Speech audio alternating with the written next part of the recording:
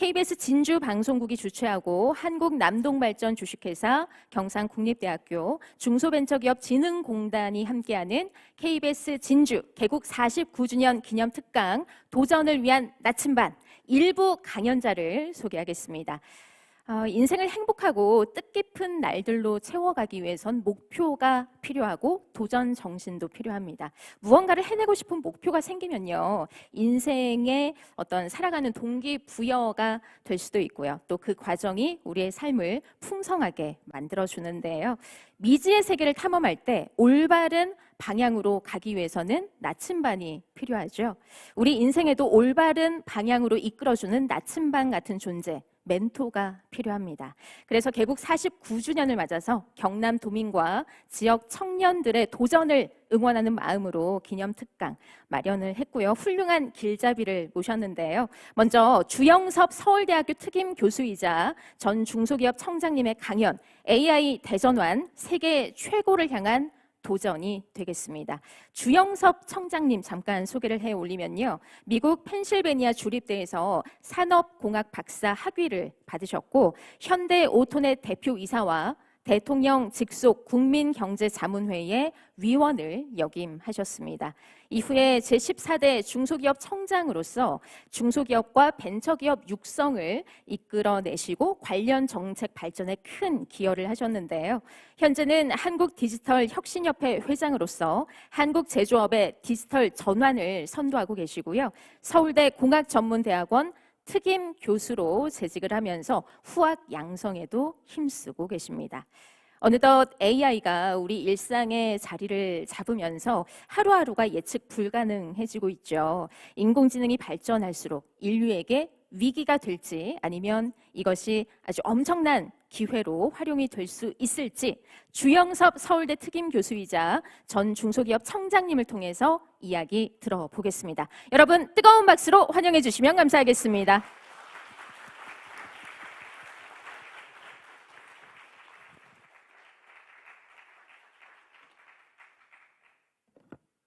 자, 여러분 오늘 이렇게 여러분 뵙게 해서 정말 반갑습니다.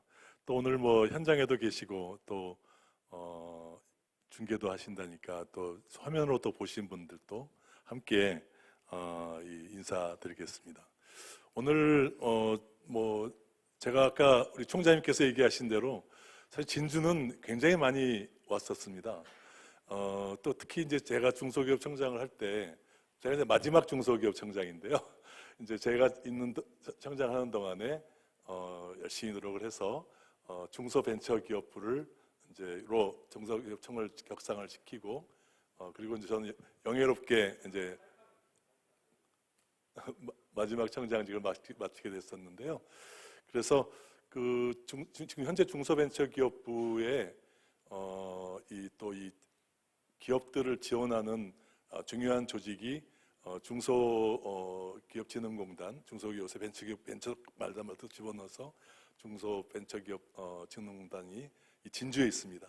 그래서 이 진주에 중진공이라고 줄여서 얘기하는데 중진공에 이제 이 업무 보고 같은 걸 받으러 가게 되면 진주에 많이 왔어요. 그래서 진주에도 많이 왔고 또 우리 여기 진주에 또 아주 크게 촉성루인데 진주 하면은 또 논개로 유명하잖아요. 이 논개가 성이 주씨예요. 그거 아시나요? 그래서 하여튼 또 그런 면에서 또 이 논개에 원래 굉장히 아주 뭐 얘기에 따르면 아주 양반자재 분인데 정말 나라를 위해서 외장을 이제 함께 이 강물에 빠져서 외장을 처치한 그런 아주 훌륭한 분이죠. 그래서 항상 또 진주에 오면 또 촉성루를 또 열심히 또 갑니다. 그리고 또 진주 바로 옆에 또 이 사천 요쪽이 또 항공이라든가 이런 쪽에 굉장히 또 이 중요한 지역이기 때문에 그래서 또 이쪽 지역을 또 자주 오게 됩니다. 하여튼 뭐 오늘 여러분 진주에 와서 여러분들께 만나 뵙고 오늘 이 주제를 이 AI 대전환 시대. 그래서 요즘 우리가 이제 대전환 시대라고 하잖아요. 과거하고는 전혀 다른 시대가 지난 100년은 100년까지 안 가더라도 지난 50년하고 앞으로 50년은 전혀 다를 것 같습니다. 그래서 정말 아주 대전환기이기 때문에 이 대전환의 의미를 여러분께서 이해를 하셔야, 그래야 특히 우리 대학생 여러분들께서는 여러분이 맞이하는 시대는 과거 우리 어른 좀 기성세대들이 겪었던 세대하고는 전혀 다른 시대를 사는 겁니다.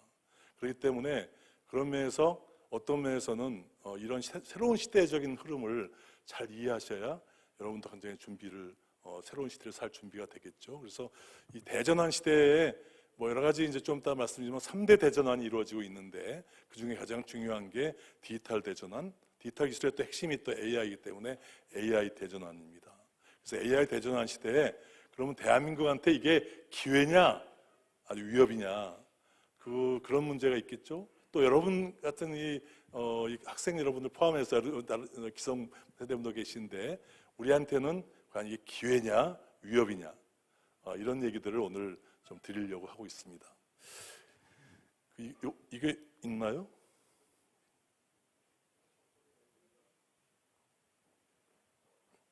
있군요. 네네. 그래서 오늘 우선 이 말씀을 드리기에 앞서서, 강연에 들어가기에 앞서서 오늘 굉장히 많이 드리려는 게 목적이라는 말이에요. 목적, 영어로 purpose라고 합니다. 목표하고 목적은 좀 결이 달라요. 목표는 goal, 이렇게 이제 objective 이렇게 얘기도 하죠. 근데 이제 이 목적은 purpose라고 합니다. 그러니까 우리가 살아가는데 삶의 목표가 뭐냐 하는 것도 중요하고요. 또 삶의 목적이 뭐냐 하는 것도 중요해요. 당신은 왜 사십니까? 하는 얘기를 하나 이제 여쭤보는 거죠. 그럼 우리가 여러분들 특히 아마 많은 기성세대 분들께서는 그런 생각을 많이 하셨겠지만 특히 아까 총장님께서도 축사를 하시면서 학생 여러분들이 과연 학생 시절 동안에 나는 앞으로 어떤 인생을 살까 하는 것에 대한 내 삶의 목적은 뭐지? 난 뭘 하면 행복하지? 삶의 목적은 결국은 행복이죠. 누구에게나 행복한 삶을 살고 싶은 거예요. 그러면 행복이라고 하는 거는 뭘 있어야 행복하죠? 돈 있으면 행복한가요? 중요하죠. 돈 아주 중요합니다. 돈이 있어야 뭔가 자기가 하고 싶은 일 할 수 있죠. 그런데 돈이 목적인가요? 돈을 벌면 무조건 행복한가요? 그렇지 않아요. 여러분이 얘기하는 건물주 건물주 되고 싶어 하잖아요. 제 친구 가운데 건물주가 있었는데 걔는 항상 불행했습니다. 건물주도 강남에 벌써 딴 세상 사람이 됐는데 강남에 빌딩이 몇 개 있어요. 그러니까 맨날 하는 일이 뭐냐면 돈 걷어 다니는 거예요. 근데 걔는 술만 먹으면 울어요. 왜 이렇게 울까? 삶의 목적이 없잖아요. 돈 버는 건 됐는데 돈을 벌어서 뭘 해야 되죠? 이런 게 열심히 골프 치러 다니고 열심히 술 먹으러 다니고 열심히 여행 다니면 행복해지나요? 그래서 이런 문제들이 굉장히 중요한 문제입니다. 정말 특히 대학생 여러분들께는 제가 꼭 드리고 싶은 얘기가, 여러분은 어떻게 하면 행복해질 거냐는, 내가 행복한 건 사람마다 다 달라요. 하고 싶은 걸 해야 행복해지죠. 잘 모르겠으면 찾아야죠. 근데 예를 들어서 요즘 의대 열풍이 일잖아요. 의대 가면 행복해지나요? 의대를 왜 가냐 물어보면 대부분 다 물어보는 게 의술을 하고 싶어서 가는 게 아니에요. 특히 어머니들이 의대 가면 너 안정적인 직장이잖아. 또 돈 많이 벌잖아. 그럼 의사에 안 맞는 사람도 있어요. 그런 사람은 그러면은 의사하면 행복해지나요? 저는 제가 이 대학교 들어갈 때는 솔직히 좀 공부 좀 잘했습니다.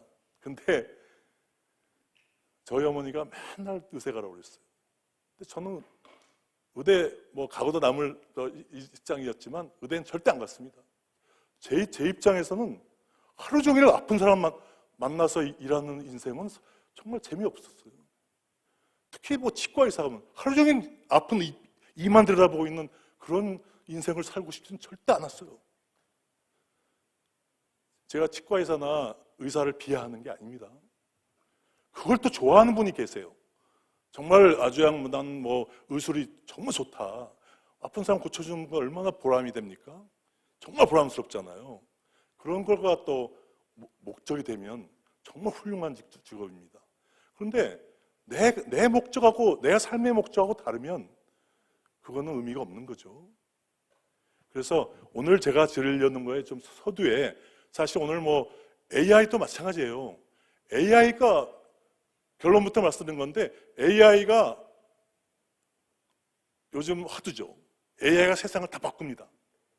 바꾸는데 그러니까 그러다 보니까 우리는 특히 어떤 특성이 있냐면 우리가 특히 패스트 팔로우로 남만 앞에 가던 선진국도 쫓아가서 하던 습관이 있어가지고 항상 이게 왜 저리 가야 되는지를 생각 안 하고 저거 해야 된대 하니까 그냥 열심히 AI 기술에 몰입돼 있는 게 많거든요. 근데 정작 중요한 거는 정말 세계적인 선진국이 되고 세계 리더가 되려면 왜 AI를 해야 되는지 AI의 목적이 뭔지를 알아야 돼요. 그 목적은 지금 새로 만들어야 됩니다. 정해진 게 아니에요. 그죠? 그래서 이 AI 대전환도 AI도 AI의 목적이 뭐냐 하는 거를 누가 만들 거냐, 그게 세계인이 도대체 AI를 써서 뭘 하고 싶은 거냐 하는 걸 만드는 나라, 만드는 사람, 만드는 기업이 리더가 되는 거예요. AI의 목적이 뭐냐? 그 목적을 지배할 줄 알아야 됩니다. 오늘 결론이에요. 목적을 지배해야 그래야 선진국이 되고 그래야 리더가 되고 그래야 정말 행복한 사람들이 되는 겁니다. 그래서 오늘 얘기의 핵심을 말씀드리면서 시작을 하겠습니다. 자, 지금 세상을 한번 보죠. 지금 우리가 살고 있는 세상은 대전환 시대예요.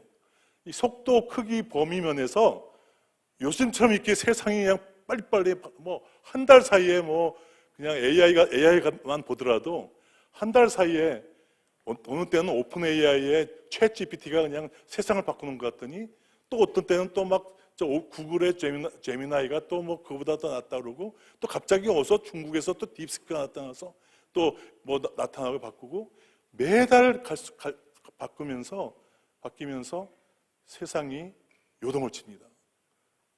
요즘은 정말 불확실성이 되죠. 또 이 트럼프 대통령이 들어와가지고 이 관세 전쟁을 일으킬 줄 알았나요? 뭐 지금 세상이 지금 난리죠. 아침에 일어나면 오늘은 무슨 뉴스가 있나 하는 게 정말 불안할 정도로 그렇죠. 오늘은 중국이 미국 관세 전쟁에 대항해서 자원 카드를 꺼냈습니다. 히토리를 팔지 않겠대요.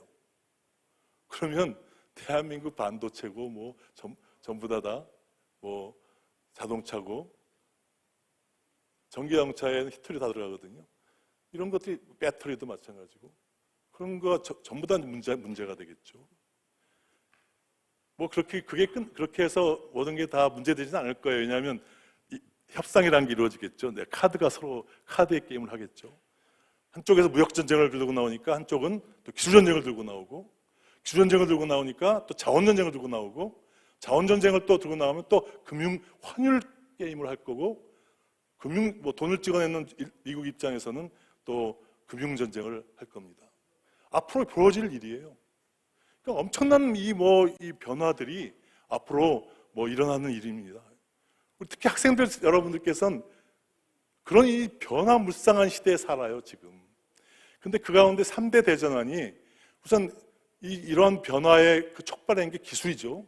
기술의 혁신이 만년에 생겼던 일들이 몇 년 사이에 일어나는 것처럼 기술이 모든 걸 바꾸고 있는 거고, AI를 포함해서. 그리고 그게 이제 결국은 디지털 기술이기 때문에 디지털 대전환이라는 게 핵심이고요. 그 다음에 지금 지구는 종말을 향해서 가고 있다고 하죠. 벌써 이 기후 위기가 이게 뭐 보통 일이 아니잖아요. 기후 위기가 지금 과연 통제할 수 있을까? 우리 항상 얘기한 대로 지금 2050년 또는 2100년까지 지구의 온도가 몇 도 올라가는 것까지 허용할 수 있을까? 그래서 뭐 여러 가지 뭐 5도 얘기도 있고 3.5도 얘기도 있고, 그래서 지금 나온 얘기가 2.5도를 마지노라인으로 하자. 이걸 넘어가면 이제는 지구 인류가 통제할 수 없을 만큼 지구가 완전히 걷잡을 수 없게 나빠진다. 이게 이제 기후 위기론이잖아요. 이게 틀린 얘기인지 맞는 얘기인지 아무도 모릅니다. 지금 맞으면 어떻게 되나요? 만약 맞으면 어떻게 되나요? 인류의 종말이죠. 그러니까 이런 문제들이 아주 그래서 지금 어떤 그걸 예방해야 되기 때문에 탄소 중립이란 저 이산화탄소의 배출과 흡수를 같이 해서 순배출을 막아야겠다. 그게 이제 탄소 중립이고 그게 그린 대전환이에요. 그 다음에 또 문명도 완전히 바뀌어요. 문명이 어떻게 바뀌어요? 여기 지금 주로 지금 학생들은 주로 무슨 세대인가요? Z세대, 젠지라고 하죠. 그러니까 Z세대라고 하는데, 그러니까 지금 보통 한 15세에서 크게는 한 30세 정도까지를 Z세대라고 합니다. 그리고 그 위에 세대, 밀레니얼이라고 하죠. 밀레니얼 세대는 한 30대라고 보시면 될 것 같고요. 그리고 이제 그 밑에 이제 15세 이하를 이제 알파 세대라고 하잖아요. 그러니까 그래서 요즘 옛날에는 이제 밀레니얼 세대하고 Z 세대를 합쳐서 MZ 세대라고 했고, MZ 세대가 어떻게 움직일 거냐 하는 거에 대한 것들이 굉장히 중요한 시대가 됐는데, 지금은 이제 또 새로운 세대의 알파 세대를 써서 짤파라고 하잖아요. Z 세대하고 알파 세대, 짤파 세대. 근데 Z 세대만 갖고 얘기를 하면 Z 세대가 실제로 이 전 세계 인구의 한 3분의 1쯤 됩니다. 죄송하지만 저 뒤에 말씀을 좀 안 하셨으면 좋겠네요. 그래서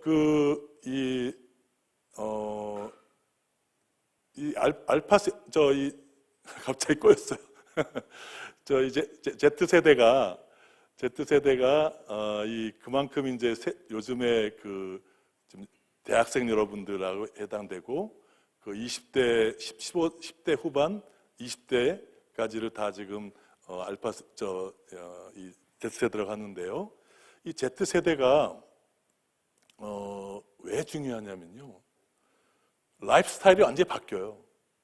특히 코로나가 그 라이프스타일 변화를 갖다가 더 가속시켰죠. 예를 들어서 지금은 뭐 아시다시피 특히 알파 세대 같은 경우는 이 코로나 때문에 학교를 온라인으로 먼저 다녔잖아요. 그러니까 원래 우리는 어머니 손잡고 학교에 가서 학교 입학식하고 이러면서 다니기 했는데, 많은 애들이 이제 줌으로 학교를 시작했던 거가 또 이 코로나 세대라는 거죠. 그래서 이런 것들이 라이프 스타일을 완전히 바뀝니다. 그래서 지금 실제로 또 하나 중요한 거는 이 세대가 정보화에 능해요.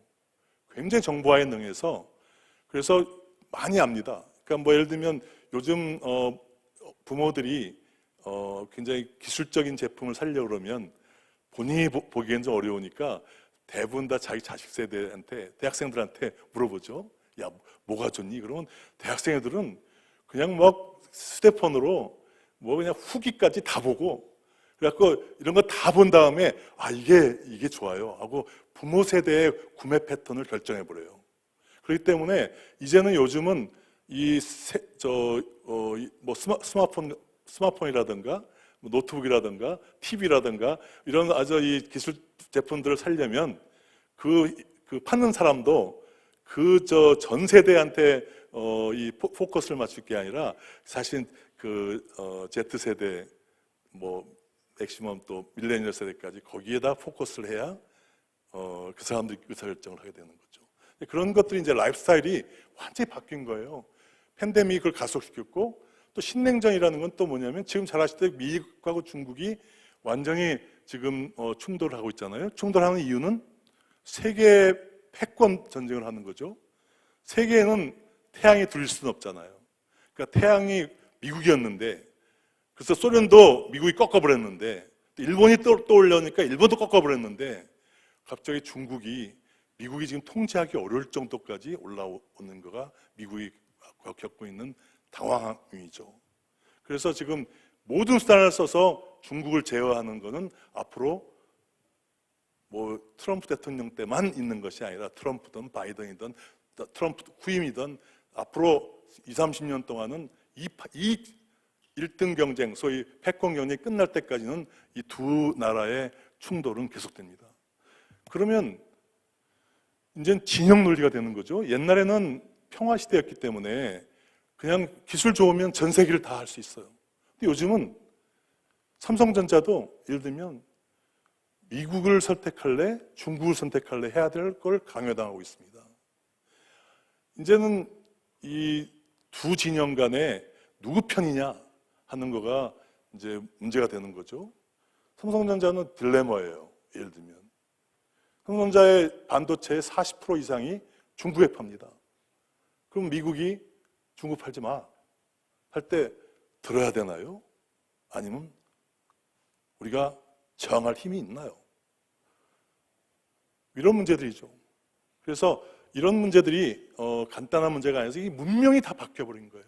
그래서 이런 디지털 대전환, 그린 대전환, 문명 대전환이라는 이 3대 대전환을 어떻게 대응할 거냐 하는 게 이 국가적인 문제이면서 기업도 이거를 항상 기업 전략에 항상 화두로 생각해야 되고, 여러분 개인들도 내가 앞으로 어떻게 살아야 될지 할 때는 이 세 가지 전환을 잘 대응 준비를 하셔야 됩니다. 그래야 성공할 수 있어요. 근데 그걸 잘 이렇게 모아서 두 단어로 한번 해보자 하면 디지털 대전환이라는 게 디지털 기술이 모든 걸 다 바꿨기 때문에 디지털 전환, 소위 디지털화가 제일 중요하죠. 디지털화의 핵심은 AI 대전환이에요. 그래서 디지털 트랜스포메이션을 DX라고 그러고 AI 트랜스포메이션을 AX라고 그러는데요. 이 DX, AX가 이 디지털화가 결국은 가장 중요한 무기입니다. 이제는 국가도 이 DX를 잘해야, 이제 디지털화를 잘해야 되고, DX, AX를 잘해야 되고, 기업도 DX, AX를 잘해야 되고, 이제 학생들 포함한 개인들도 DX, AX를 잘해야 돼요. 그러니까 이게 핵심이고, 그 다음에 이 그린 대전환과 문명 대전환을 가만히 들여다보면 이게 뭔가요? 결국 핵심이 지속 가능성으로 귀결돼요. 예전에는 한 번도 지구가 멸망할 수도 있다는 생각 안 해봤죠? 지구가 멸망하면 인류가 멸망하잖아요. 사회도 지금 사회가 어떤 문제가 있나요? 우리나라 사회도 지금 엄청나게 쪼개졌잖아요. 양극화가 되고 있죠. 이건 정치적 양극화인데, 정치적 양극화가 아니라 잘 사는 사람과 못 사는 사람과의 거리가 점점점 벌어져요. 이게 AI 같은 기술 혁신이 커지면 그러면 더더욱이 벌어집니다. 그래서 사실 정말 학생들이 공부 잘해야 돼요. 혁신 같은 걸 잘 쫓아갈 줄 알아야 아까 처음 얘기 나왔던 돈도 버는 겁니다. 그러니까 그런 면에서 그 사회도 이제 더 이상 지속 가능하지 않다 하는 거고, 그러다 보니까 환경이 지속 가능하지 않고 사회가 지속 가능하지 않다는 얘기는 뭔가요? 인류가 지속 가능하지 않다는 거죠. 지금 인류가 지속 가능하지 않습니다.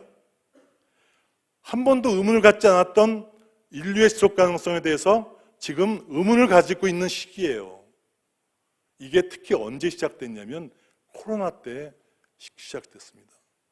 코로나 때 인류가 바이러스에 의해서 인류가 멸망할 수도 있다. 그러면서 이제 시작된 얘기죠. 그래서 요즘엔 가장 전 세계를 관통하고 있는 가장 중요한 단어가 지속 가능성이에요. 서스테이너빌리티라고 하는. 서스테이너빌리티라는 지속 가능성은 환경 갖고만 얘기하는데 환경만의 얘기가 아니에요.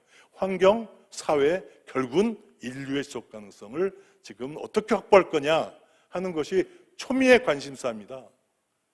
그러면 지속 디지털화가 목적이 될 수는 없잖아요. 그러니까 아까 말씀드렸던 대로 결국 궁극적인 목적은 이 시대, 이 대전환 시대를 관통하는 가장 중요한 이 목적이라는 인류의 목적은 바로 지속 가능성을 확보하는 거에 가 있습니다.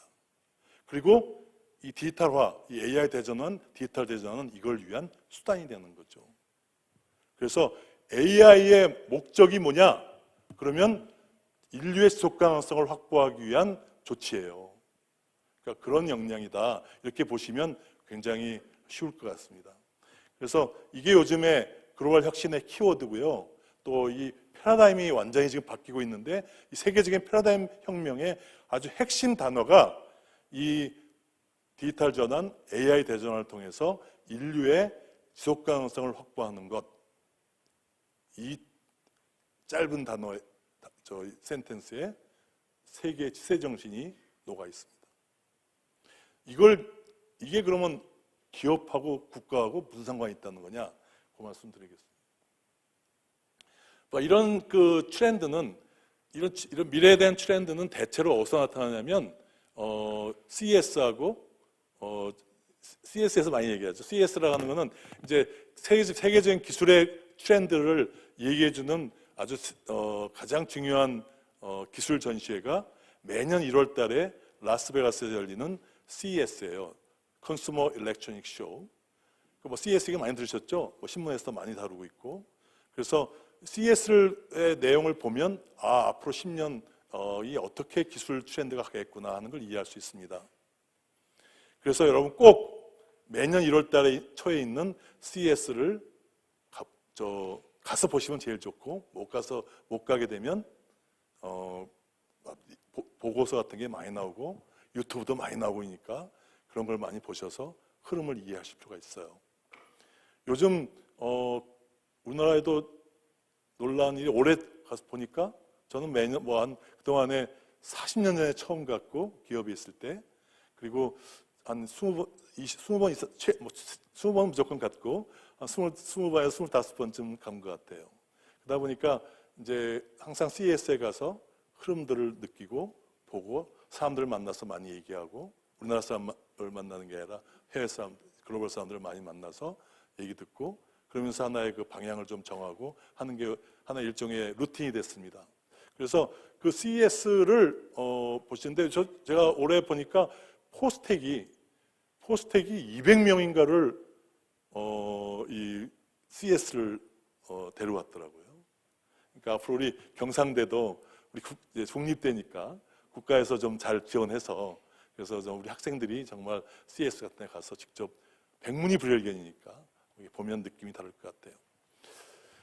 이 CES가 작년부터 얘기한 것이 AI Sustainability, Inclusivity인데 여기서 Sustainability는 환경이고 Inclusivity는 사회의 지속 가능성을 얘기하는 겁니다. 이게 둘 다 전부 다 지금 앞에서 말씀드렸던 이 키워드를 그대로 미래의 방향으로 제시하고 있어요. 또 이건 소비자 기술, B2C 기술들이고 기업들 기술인 이 산업 기술을 하는 이 산오버 산업박람회가 매년 4월 달에 있는데 여기도 똑같습니다. 여기도 지금 그 여러 가지 5가지 방향을 얘기했지만 딱 정리해 보면 결국 디지털화를 통해서 인류의 지속 가능성을 확보하겠다는 쪽으로 가고 있는 거예요. 그래서 그런 하나의 건데 그럼 이 CES가 제시한 지속 가능성이라는 건 무엇인가? 지속 가능성에 대한 일종의 정의를 한번 해봤어요. 그게 이제 얘기한 게 Human Security for All입니다. 이게 이제 한국 신문에서는 모두를 위한 인간 안보라고 번역을 하는 바람에 모든 분들이 잘 무슨 말인지 마음에 안 왔잖아요. 그래서 제가 일부러 영어로 한 거예요. 영어로 보면 좀 마음이 와닿죠? Human Security. 그러니까 사람, 인류가 어떻게 시큐어할 거냐. 지금은 뒤집어 얘기하면 지금은 안전하지 않다는 거죠. 지금은 아까 했지만 말씀드렸던 대로 지속 가능하지 않기 때문에 미래가 지금 다 불안하고 위험투성이고 뭐 하는 거죠. 그런 어떤 위험과 위협과 미래 지속 불가능성에서 어떻게 인류를 안전하게 할 거냐 하는 게 휴먼 시큐리티예요. 근데 이게 일부만의 몇 사람만의가 아니라 모두를 위한 누구 낙오된 자 없이 그래서 포용성이란 말을 굉장히 강조하는데요. 그래서 이제 포용적으로 굉장히 모든 사람들이 인류의 그런 이 시큐리티를 가질 수 있을 거냐 하는 거죠. 그러면서 8가지를 제시했습니다. 첫 번째가 환경에 대한 위험에서 우리 벗어나야 되겠다. 두 번째, 식량 위기가 필연적이다.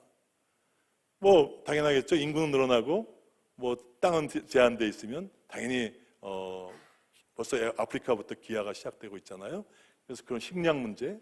그 다음에 코로나가 또 우리 코비드-19 이게 코로나가 또 생길 수도 있다는 것도 항상 하고 있고 그렇기 때문에 이런 이 건강 문제에 대한 보건에 대한 문제가 항상 불안하고 개인 안전, 공동체 안전. 요즘은 뭐 공동체도 불안하죠. 학교도 한국은 많이 안전하지만 지금 미국 같은 경우는 한국 학교에서 막 총격 사건이 일어나고 또 뭐 또 좀 다른 들어보면 가정이 또 붕괴되는 문제 같은 것들도 이 공동체 안전 문제에 해당되고 정치적 자유. 지금 앞에 두 학생이 계신데 두 학생이 보고 있는 유튜브가 같을까요? 다를까요? 전혀 다르잖아요. 학생은 미술을 관심이 많아갖고 미술에 대한 얘기를 많이 찾아보면 맨날 미술만 떠요. 그죠?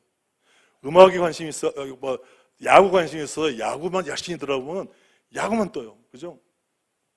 이게 정치적으로 가면 한쪽이 보수인 사람이 보수 관련된 사람은 보수 관련된 것만 씁니다. 진보에 있는 사람은 좀 진보적인 걸 보기 시작하면 진보에 대한 얘기만 나와요. 두 세상이 완전히 다른 세상을 유튜브에서는 제공합니다. 그렇기 때문에 나는 믿는 거예요. 내 세상이 다 이런 줄 알고. 그래서 점점점 세상은 갈라져요. 정치적 자유가 없어져요. 강제적으로 선택을 당하는 겁니다. 그런 것들이 이제 political freedom도 문제가 되고 지금 경제 문제 항상 지금 문제되고 있고 기술도 AI가 앞으로 어떻게 될지 인류의 축복이 될지 인류의 위협이 될지 모르잖아요. 그래서 이런 문제들이 전부 다 인류를 위협하고 있는 겁니다. 이런 엄청난 위협에서 어떻게 인류를 구할 것인가 하는 거가 Human Security for All. 이게 CES가 제시하는 지금은 이 모든 문제에서 지속 가능하지 않는데 이걸 어떻게 하면 지속 가능하게 할까요? 여러 가지 방법이 있겠지만 그중에 가장 중요한 방법은 역시 기술을 통해서 기술 혁신을 통해서 그중에 핵심이 AI를 통해서. AI는 왜 AI인가요? AI는 한국말로 인공지능이잖아요. 사람의 지능을 AI가 확장시켜 주잖아요. 그러니까 사람으로서는 할 수 없는 일을 사람보다 훨씬 훌륭한 초지능을 만들어줄 수 있는 게 지금 AI가 추구하는 방향이잖아요. 인류를 확장시키는 겁니다. 인류의 생각도 확장시키고 로봇을 통해서 인류의 행동도 확장시키고 이런 모든 걸 확장시키는 거죠. 이 인류의 역량을 확장시켜서 뭐 하겠다는 거예요. 그래서 아까 AI가 뭐 하는 거냐고. 인류의 지금 당면하고 있는 인류의 지금 당면 과제, 인류가 직면하고 있는 이 위험, 이거를 우리가 해결을 하자 하는 것이 바로 이 CES에서도 주장하고 있습니다. 그러니까 CES를 다녀오신 분들이 저는 신문에 이런 얘기 잘 안 나오잖아요. 왜 그럴까요? 오늘 제가 그 말씀 드릴 건데 우리나라는 이상하게 목적에 관심이 별로 없어요. 왜 그러지? why를 생각 안 해요. 그냥 what, how. 그러니까 지금 그건 왜 그러냐면 아까 말씀드렸던 대로 우리는 fast follow로 성공한 나라이기 때문에 그렇기 때문에 굳이 Y를 앞에 일본이 앞서 일본 하는 대로 쫓아갔고 현대자동차는 항상 옛날에 어떻게 했나요? 일본의 도요다가 제품을 출시하면 그거 빨리 들여다가 다 분해해가지고 뭐가 우리하고 보다 잘난지 봐서 그거 빨리 카피해갖고 그 다음에 우리가 다음 내는 차에는 그보다 또 좋게. 삼성전자의 스마트폰도 뭐 애플 스마트폰 나오면 팍 해가지고 빨리 해가지고. 그러니까 남들 선도하는 회사들 제품을 빨리 들여다가 그걸 빨리 그거보다 더 좋게 만들어서 쫓아가는 거. 그걸 패스트 팔로우라고 하잖아요.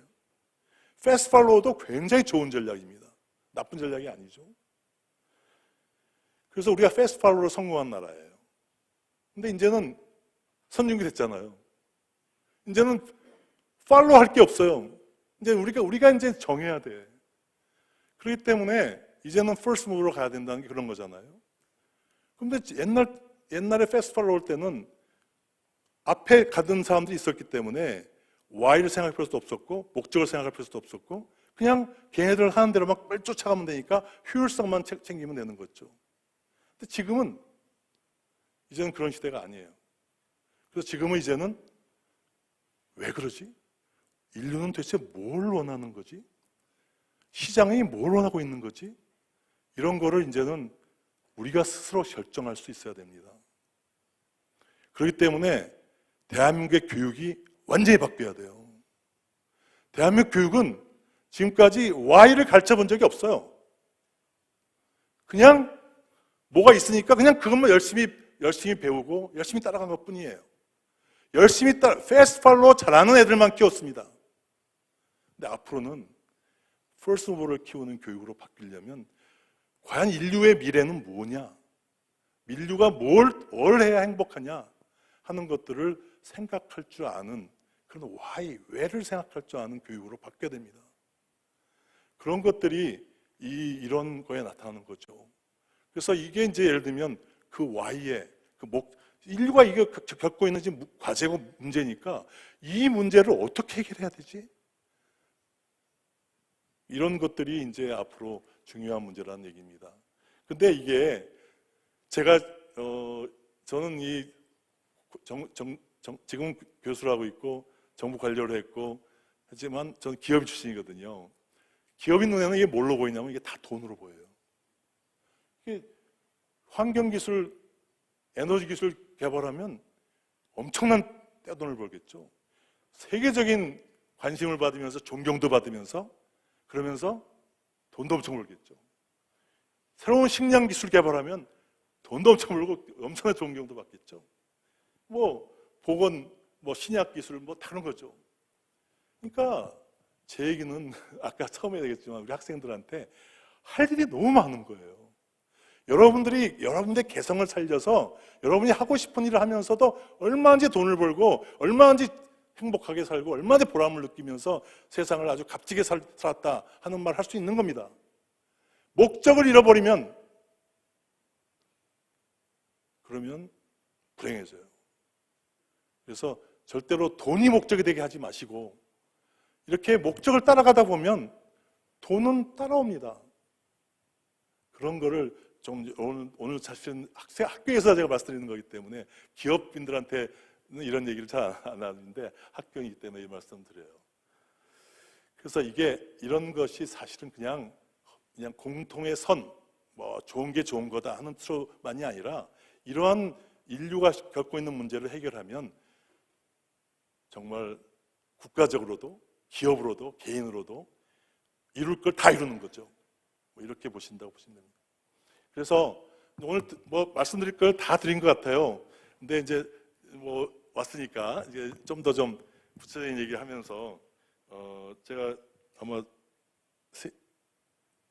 몇 시까지죠? 제가 2시 반에 시작했으니까 70분 강의하라고 그랬나요? 네. 그러면은 꽤 나왔네요. 네. 하여튼 빨리 정리를 좀 더 30분 더 추천드릴 수 있고 여러분 질의응답을 받겠습니다. 자, 그래서 그럼 지금 말씀드린 대로 전 세계 아까 말씀드렸던 대로 이런 시대 정신이 다시 돌아가서 시대 정신이 이런 그 시대의 흐름에 대전환 시대에 소위 디지털 AI 특히 AI 대전환을 통해서 인류 역량을 극대화해서 그래서 이 인류가 직면하고 있는 인류의 지속 가능성 문제를 해결하면 정말 이 사회적 존경도 받고 경제적 부도 얻게 된다. 뭐 이런 거다 하는 것들을 말씀을 드렸던 거고요. 그럼 그런 과정의 구체적인 게 이런 거였고, 그럼 그런 면에서 기술혁신에서 지금 말씀드렸던 기술혁신이 과거에는 특히 우리나라 얘기를 하는 겁니다. 우리나라 과거에는 특히 기술 중심이었어요. 또 세계적으로도 마찬가지예요. 세계적으로도 뭐 기술이 새로 나오면 기술 본위로 기술을 위한 기술이 된 거였죠. CES가 뭐 하는 곳이냐면 첨단 기술을 전시하는 곳이잖아요. 제가 한 20번 이상 가봤다 했잖아요. 근데 제가 23년에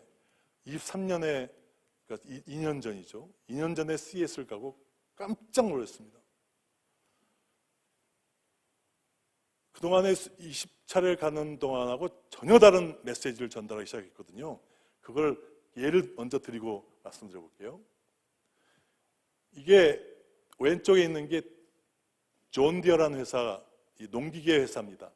미국의 농기계 회사가 존 디어라는 회사가 제시한 무인 트랙터예요. 이런 그 엄청난 농지에 이게 이 스팬이 한 50m 됩니다. 이게 작아 보이지만 50m 되는 스팬에 이거 하나하나가 여기 있는 하나하나가 잡초를 뽑고 씨를 뿌리고 물을 주고 비료를 주는 거를 그냥 쫙 가면서 잡초 뽑고 씨 뿌리고 물 주고 그 다음에 비료 주고 하는 걸 쫙 하는 거예요. 그런 걸 앞에 있는 얘가 이렇게 이걸 끌어야 되니까 엄청나게 힘이 좋아야 될 거 아니에요. 이 트랙터가 이 앞에서 끌고 갑니다. 근데 사람이 안 타 있어요. 무인이에요. 그냥 밤낮을 안 가리고 할 수 있어요. 이런 무인 트랙터를 제시를 했습니다. 그러면 이제 어떤 게 오냐면 밤낮 안 가리고 할 수 있으니까 농업 생산성이 올라가겠죠. 그 다음에 또 환경에도 되게 좋겠죠. 옛날에는 제초제를 그냥 쫙 뿌렸거든요.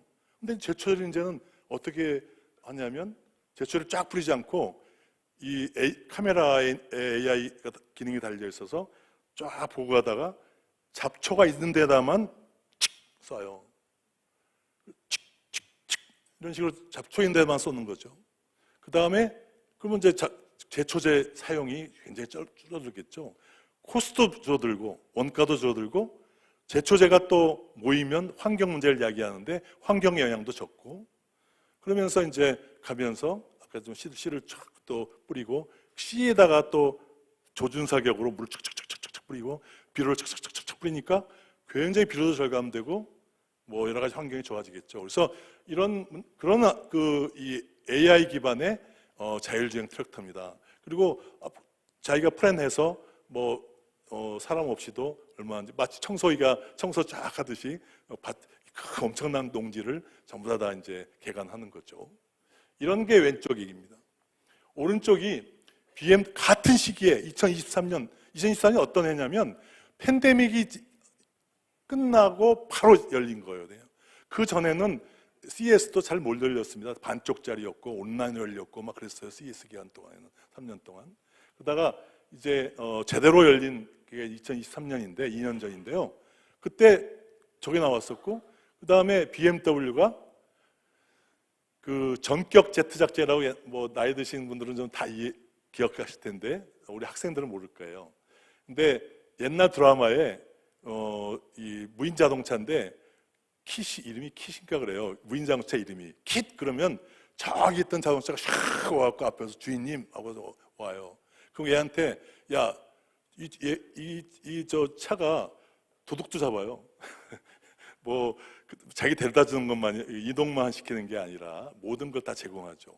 그런데 그런 거와 똑같은 컨셉으로 소위 인텔리전 컴패니언이라 해서 아주 지능적인 그 반려자라는 개념으로 이 자율주행차를 제시를 했고요.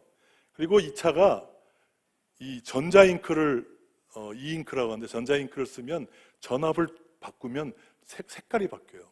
그래서 이게 같은 차인데 파란색이 됐다가 노란색이 됐다가 빨간색이 됐다가 하는 거예요. 그 카멜론 자동차라고 합니다. 이게 실현을 했어요. 실제로 그냥 말로 그냥 컨셉으로 얘기한 게 아니라 실제로 이런 데모를, 실제로 이런 차를 만들어서 하니까 사람들이 막 처음에는 구름같이 모여가지고 엄청나게 신기하잖아요. 그래서 자율주행도 되고 이런 색깔까지 바꾸는 차가 나왔어요. 어떤 차가, 어떤 회사가, 이 존디어와 BMW가 궁극적으로 세계인의 마음을 잡았을까요? 세계인의 마음을 잡는다는 얘기는 막 인터넷상에 그냥 엄청나게 막 찬사가 나오고 결국은 또 주가에도 반영이 되고 주가도 막 올라가고 그런 회사가 양쪽에 어느 회사일까요? 기술로만 얘기한다 그러면 당연히 BMW죠. 자율주행차? 자율주행차, 도심에서 자율주행차는 대학생 기술이라 그러면 이 농지에서 자율주행은 초등학교 기술이에요. 그렇죠? 농지는 무슨 뭐 보행자가 다니는 것도 아니고 무슨 뭐 저 신호등 있는 것도 아니고 뭐 다른 차가 다니는 것도 아니고 거기는 뭐 너무나 쉽잖아요.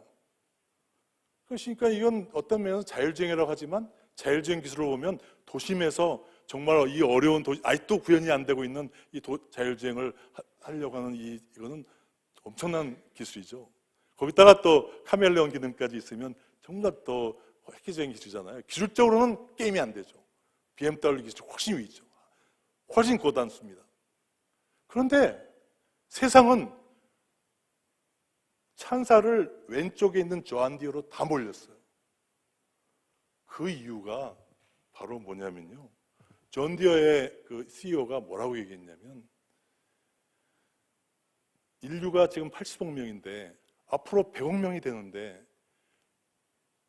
농지는 제한돼 있고 기후이기 때문에 점점 농산물의 평산성은 떨어지게 되면 인류는 필연적으로 기아의 식량 위기에 봉착하게 된다. 그렇기 때문에 우리 존디어는 이 기술혁명을, 이 농업 테크혁명을 통해서 인류를 기아에서 구하겠습니다. 이렇게 얘기했어요. 근데 이 BMW는 뭐라고 얘기했을까요? 기술 얘기만 했어요. 자율주행이 어떻고 카멜레온이 어떻고. 그래서 이 회사는 반응이 싸늘했죠.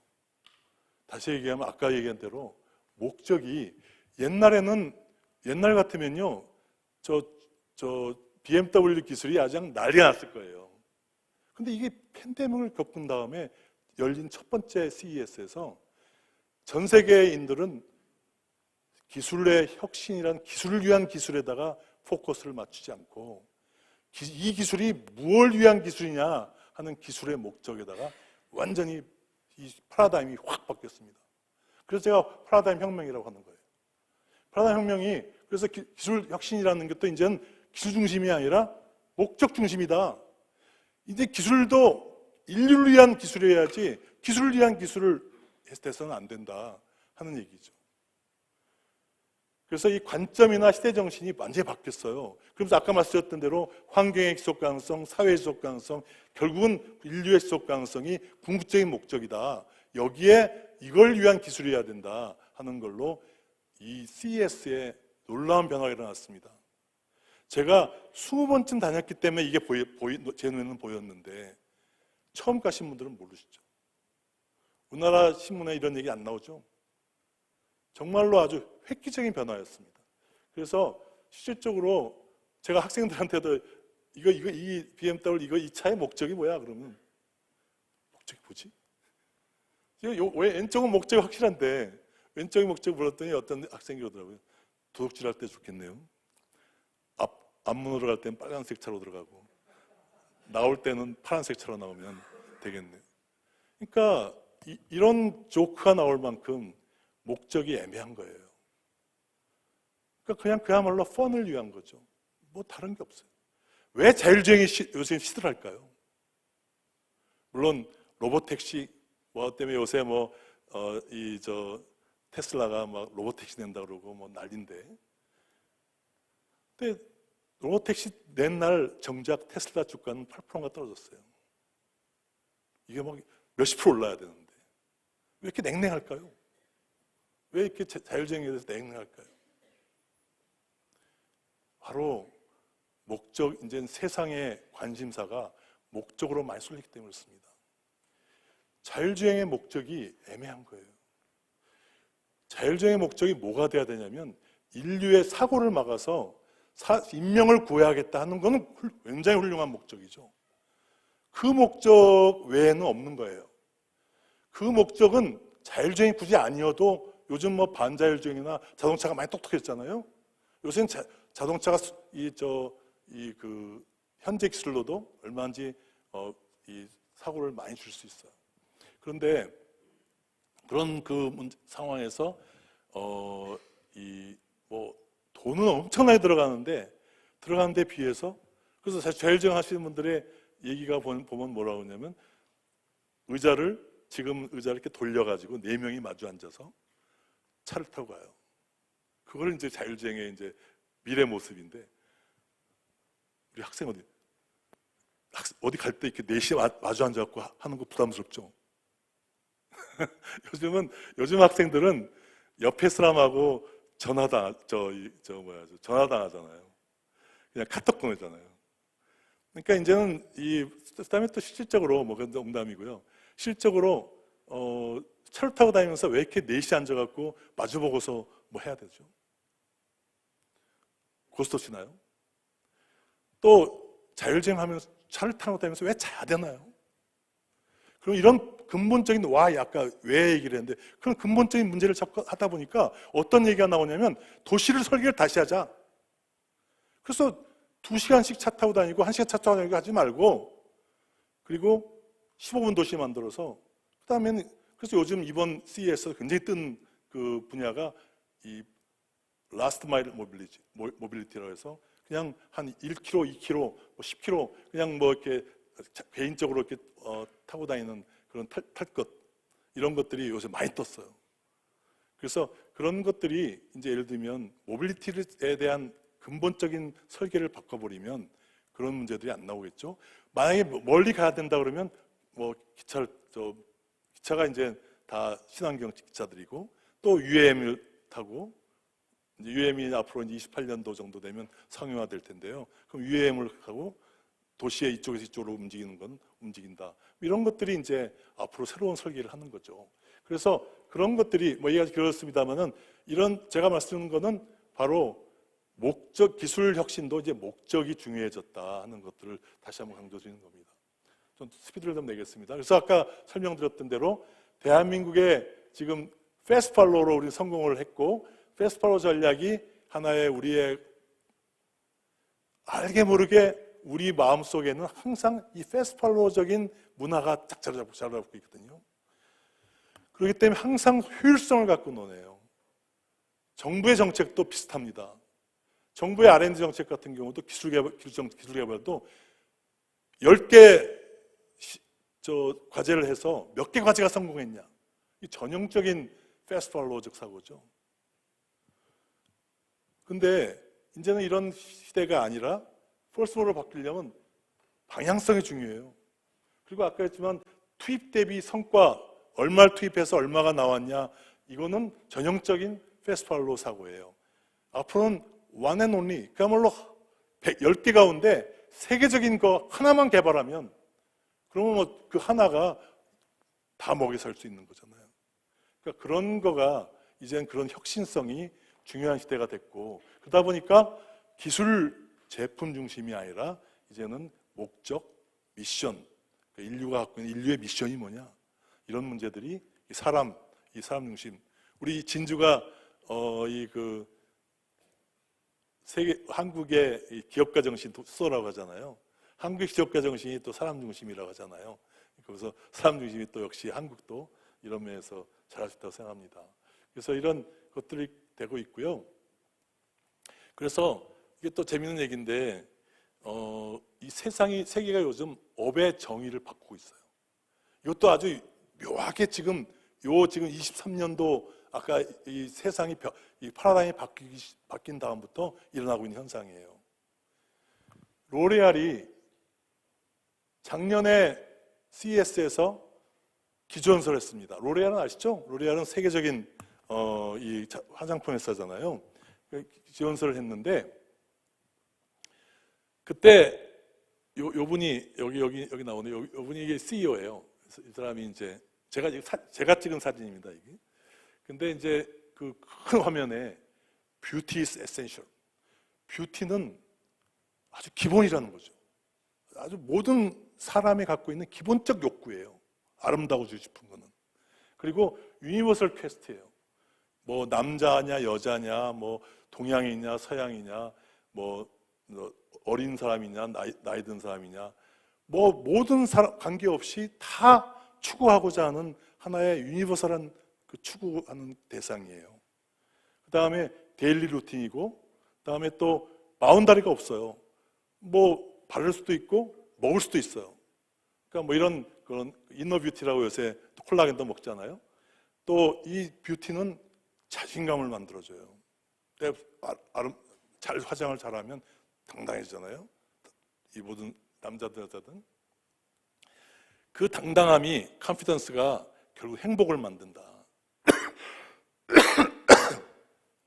그래서 업의 정의를 어떻게 바꾸냐면요. 죄송하지만 물 좀 따주실래요? 업의 정의를 어떻게 바꿨냐면요. 이 화장품 회사가 로레알은 더 이상 화장품을 만든 기업이 아니에요. 화장품을 만든 기업이 아니라 갑자기 소리가 났네. 고맙습니다.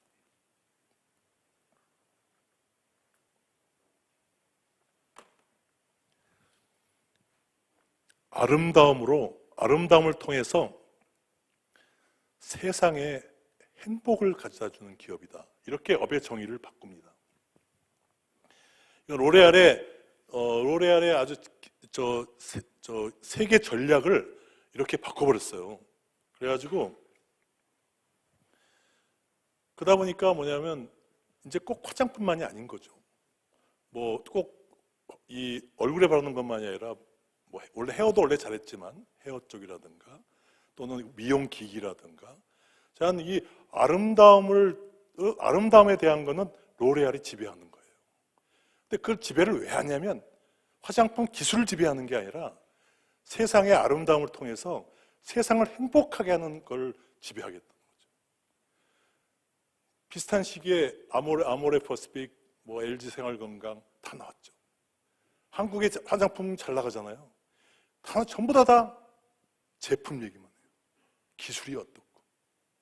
한쪽에서 우리는 세상을 아름답게 해서 행복을 주는 기업입니다. 어느 기업 제품을 살까요? 차원이 다른 기업으로 바뀌는 거잖아요. 이게 아주 좋은 그 사례가 돼가지고 요즘 전 세계 회사들이 전부 다 업의 정의를 바꿉니다. 업의 정의를 바꾸면 어떤 일이 생겨요? 우선 그 안에 있는 직원들이 난 화장품 회사 다닌 줄 알았더니 세상을 행복하게 해주는 회사 다니는 거네. 그러니까 내가 굉장히 아주 업되죠. 자부심이 올라가죠. 또 다른 회사 사람들이 우리 회사를 바라본 눈이 저 회사는 세상을 행복하게 해주는 회사야. 달라지죠. 이런 서플라이어 관계, 뭐 고객 관계, 뭐 대관 관계, 뭐 직원들 관계 모든 게 달라집니다. 그런 또 하나 사례가 있어요. 아까는 소비자들 대상으로 하는 회사잖아요. 그러면 이 마이크로소프트는 마이크로소프트 물론 소비자를 대상으로 하긴 했죠. 여러분들 그 파워포인트 같은 MS 오피스를 살려면 그 소프트웨어를 이제 사잖아요. 그러니까 하지만 대부분의 마이크로소프트의 비즈니스는 이제 일반 우리 네이버처럼 기업도 이 소비자도 하지만 또 기업들도 많이 하는 거죠. 그래서 기업들한테 많은 소프트웨어 제품을 공급하잖아요.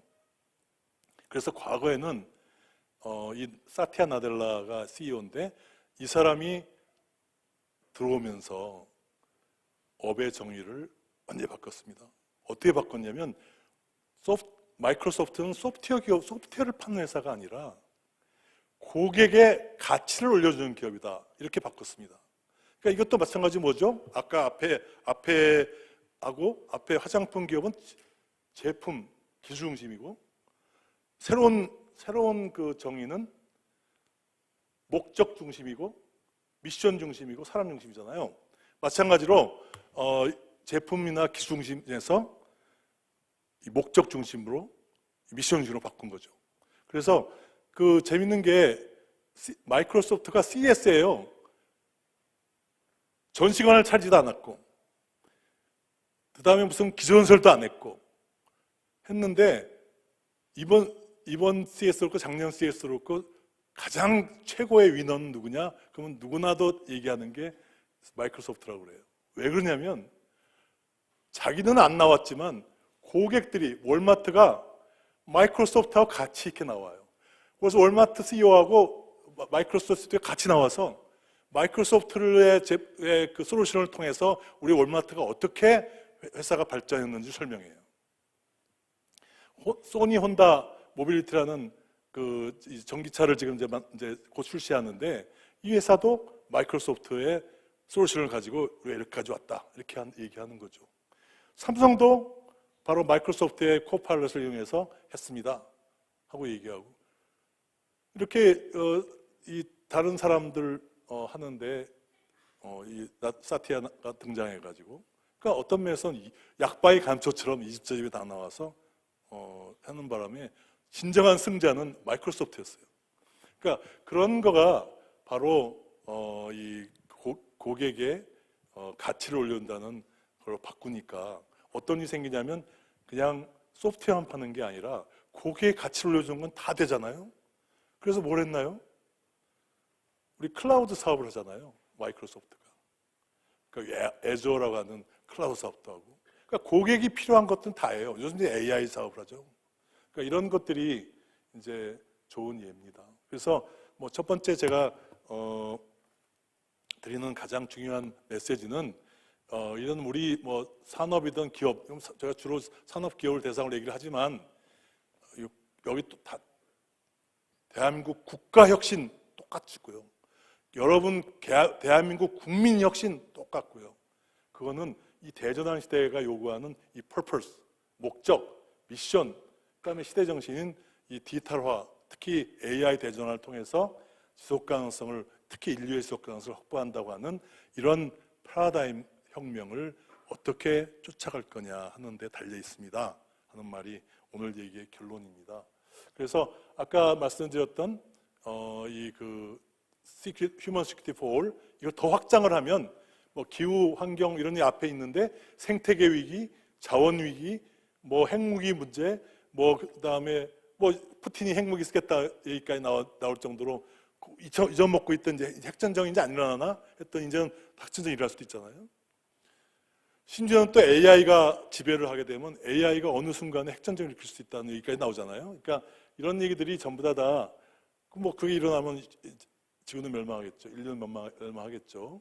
그다음에 인구 문제, 사회 양극화 문제까지 다 포함해서 이런 환경, 사회, 인류의 지속 가능성을 확보를 우리가 하는 것이 궁극적인 목적이 되고 있고 그거의 수단으로 AI 대전환이 요구되고 있다는 얘기고요. 그래서 아까 말씀드렸던 대로 AI의 의미가 뭐냐 하면 인류의 역량이 여기 있었는데 이 AI를 통해서 인류 역량을 확장시키는 거예요. 생각을 우리의 두뇌를 확장시키고 그 다음에 이 손발을 로봇이라든가 로봇이 다 AI로 무장되면서 손발을 확장시키고 심지어는 이제는 보이는 것만이 아니라 안 보이는 소위 메타버스 세계까지 이 소위 이 디지털 현실 세계만이 아니라 또 디지털 사이버 세계까지 전체를 다 이렇게 확장시키는 그런 역할을 AI가 하면서 그러면 오늘 또 계속 강조드리는 얘기지만 그런데 문제가 요즘 좀 우려스러운 거는 전부 다 이 얘기만 해요. 이 얘기만 열심히 해. 그러니까 너무나 기술본이야. 너무 제품본이야. 여전히 옛날 얘기 사고에 있는 거죠. 진정한 리더가 되려면 이거 못지않게 중요한 게 이거 해서 뭘 하려는 거지? 그래서 인류의 난제를 해결하고 비전을 실현하고 지속 가능성을 확보하는 거다 하면 목표가 생기잖아요. 목적이. 그 목적을 지배하면 돈이 돼요. 그 목적을 지배하면 선진국으로서의 힘이 생깁니다. AI는 얘기가 좀 다르죠. 그래서 지금 뭐 CS에서 이번에 뭐 AI 이제 AI에서 에브리어라는 거 나왔었고, 또 젠슨 왕이 여기 있네요. 엄청난 스크린에 이제 비친 건데, 요 한글로 쓴 건 제가 쓴 거고요. 근데 이제 이 사람이 얘기한 게 AI는 네 개의 발전 단계를 걷는다. 하나는 perception AI, 그러니까 인식을 하는 거. 그러니까 뭐 이게 사람인지 사람이 아닌지, 뭐 이게 산업으로 가면 양품인지 불량품인지, 개인지 고양인지, 또는 뭐 의료로 가면 이게 암인지 암이 아닌지, 뭐 그냥 저 CT를 보면 딱 판결하죠. 예를 들어서 이런 인식하는 거가 첫 번째. 그다음에 두 번째는 이거는 좀 얼마 됐죠. 근데 요거는 이제 이게 이제 챗GPT가 되면서 2년 몇 개월 전에 시작된 거죠. 생성형 AI. 이제 뭔가를 말도 만들고 글도 만들고 뒤집어보면 또 알아듣고, 그리고 또 이 이미지를 이해하고 또 이미지를 만들고, 또 소리, 뭐 음악 뭐 포함해서 소리를 이해하고 또 만들고, 이게 다 전부 다 생성형 AI의 핵심이죠. 여기까지 와 있죠. 그 다음에 두 가지를 얘기하고 있는 게, 하나는 에이전트 AI라는 거는 한마디로 얘기하면 회사 같으면 회사 안에는 마케팅 부서도 있고, 뭐 그 다음에 연구소도 있고, 생산하는 데도 있고, 뭐 판매하는 데도 있고, 뭐 재무하는 데도 있고, 총무하는 데도 있고, 인사하는 데도 있는데, 그 기능들을 전부 다 AI가 하는 거예요. 요즘 벌써 이제 구매 같은 거는 쉬워요. 구매는 나 이러이러한 볼트를 사고 싶어 하고 AI한테 명령을 하면 AI가 전 세계에 있는 볼트 회사들을 전부 다 뒤져가지고 그 중에 내 스펙에 가장 맞으면서 가격도 가장 적당한 걸 골라줍니다. 이거 옛날 사람이 하려면 일주일 걸렸던 일을 1시간도 안 걸려서 하는 거예요. 뭐 그런 쉬운 거는 이미 벌써 나왔어요. 요즘은 소프트웨어 짜는 거, 소프트웨어 만드는 거는 그냥 AI한테 소프트웨어 뭐 어떤 기능을 소프트웨어 짜줘 그러면 톡 짜잖아요. 그게 이제 일종의 AI 에이전트예요. 그래서 옛날에는 참 세상이 너무나 놀랍죠. 우리나라 한때 어떤 게 있었냐면, 야, 왜 서울대학교에 뭐 항상 맨날 나왔던 얘기 중에 하나가, 왜 컴퓨터 사이언스 학과를 왜 안 늘리냐. 서울대에 제가 지금 몸담고 있기 때문에 안에 내용을 때문에 말씀드리는 겁니다. 뭐 지금 예를 들어서 지금 150명인데, 야, 그거 한 1,500명 만들면 되지. 야, 스탠포드 가면 지금 1,500명이 저 컴퓨터 사이언스 듣는데, 거기는 이렇게 유연하게 가는데 왜 우리나라는 이렇게 못하냐. 그런데요, 그럴 정도로 컴퓨터 사이언스 하는 애들의 인기가 좋았잖아요. 젠슨 왕이 딱 그러더라고요. 이제 소프트웨어 이제 안 뽑는다고. 소프트웨어인데 안 뽑으면 돼요. 이제는 AI가 다 한대. 굳이 뽑을 필요가 없는 거예요. 그래서 컴퓨터 사이언스, 미국의 컴퓨터 사이언스 학과의 인기도가 뚝 떨어졌어요. 그러니까 우리 잘했네. 늘리지 않았으니까. 미리, 농담입니다. 미리 선견점이 있어서 안 늘린 것처럼 됐네요. 일단 그렇고요. 근데 그 대신에 어떤 얘기를 하냐면, 요새 GPU라고 이제 그 AI의 가장 기본이 되는 AI 반도체인데, GPU를 설계하려다 보니까 열이 많이 나와가지고, 열이 많이 나서 그래서 에너지를 많이 먹는다고 그러잖아요. 그래서 AI가 많이 커지면 지구의 에너지를 다 써먹는 바람에 잘못하면 지구에 큰 문제가 생긴다, 환경 문제까지 된다, 이런 얘기가 나오는 건데요. 그래서 자기는 요새 뭘 뽑냐면 소프트웨어 엔지니어를 안 뽑고 기공학자를 뽑는데요. 기공학 엔지니어가, 제가 기공학 전공했거든요. 그 말 들으니까 기분이 좋더라고요. 이제 기공학 옛날에 뭐 전자공학, 뭐 컴퓨터 사이언스 하면서 기공학 인기도는 떨어졌잖아요. 옛날엔 최고였는데. 다시 올라가는 거야, 이게. 세상이 이렇게 바뀌어요. 왜 기공학자를 뽑냐? 이거 시켜야 되니까. AI 반도체를 쿨링을 시켜야 되니까, 이 쿨링 기술이 열 전달이며 열 역학이며 이게 다 기공학이거든요. 그 다음에 또 AI 소위 데이터 센터가 이 엄청난 에너지를 먹고 엄청난 열을 내니까 그걸 어떻게 시킬 거냐. 그래서 이 세상이 돌고 돌아요. 그래서 일단 얘기가 빗나갔는데, 에이전트 AI는 이런 식으로 우리가 지금 오늘 식당에 예약을 해야 되는데 또 이번 주말에 어디 놀러 가야 되는데 그러면 예약도 해야 되고 티켓도 기차표를 사든 비행기표를 사든 사야 되고 식당도 예약해야 되고 그거 그냥 AI한테 명령하면 AI가 알아서 에이전트가 돼갖고 나의 대리인이 돼가지고 그 에이전트가 티켓 하는데도 다 물어보고 그래서 어느 티켓의 가격이 제일 싼지 그 다음에 또 어느 그 레스토랑의 메뉴가 우리 주인님이 원하는 메뉴가 가장 가까운지 다 조사해서 딱 해준단 말이죠. 그야말로 나의 대리인, 나의 비서가 생기는 것이 개인도 그렇고 그 다음에 기업들도 기업에 이제 그 아까 얘기한 많은 부서들이 다 AI가 대신할 수 있어요. 그러면 금방 나온 얘기가 야 그럼 사람은 뭐하지? 엄청난 대량 실업이 생기겠네. 이런 얘기는 또 다른 얘기죠.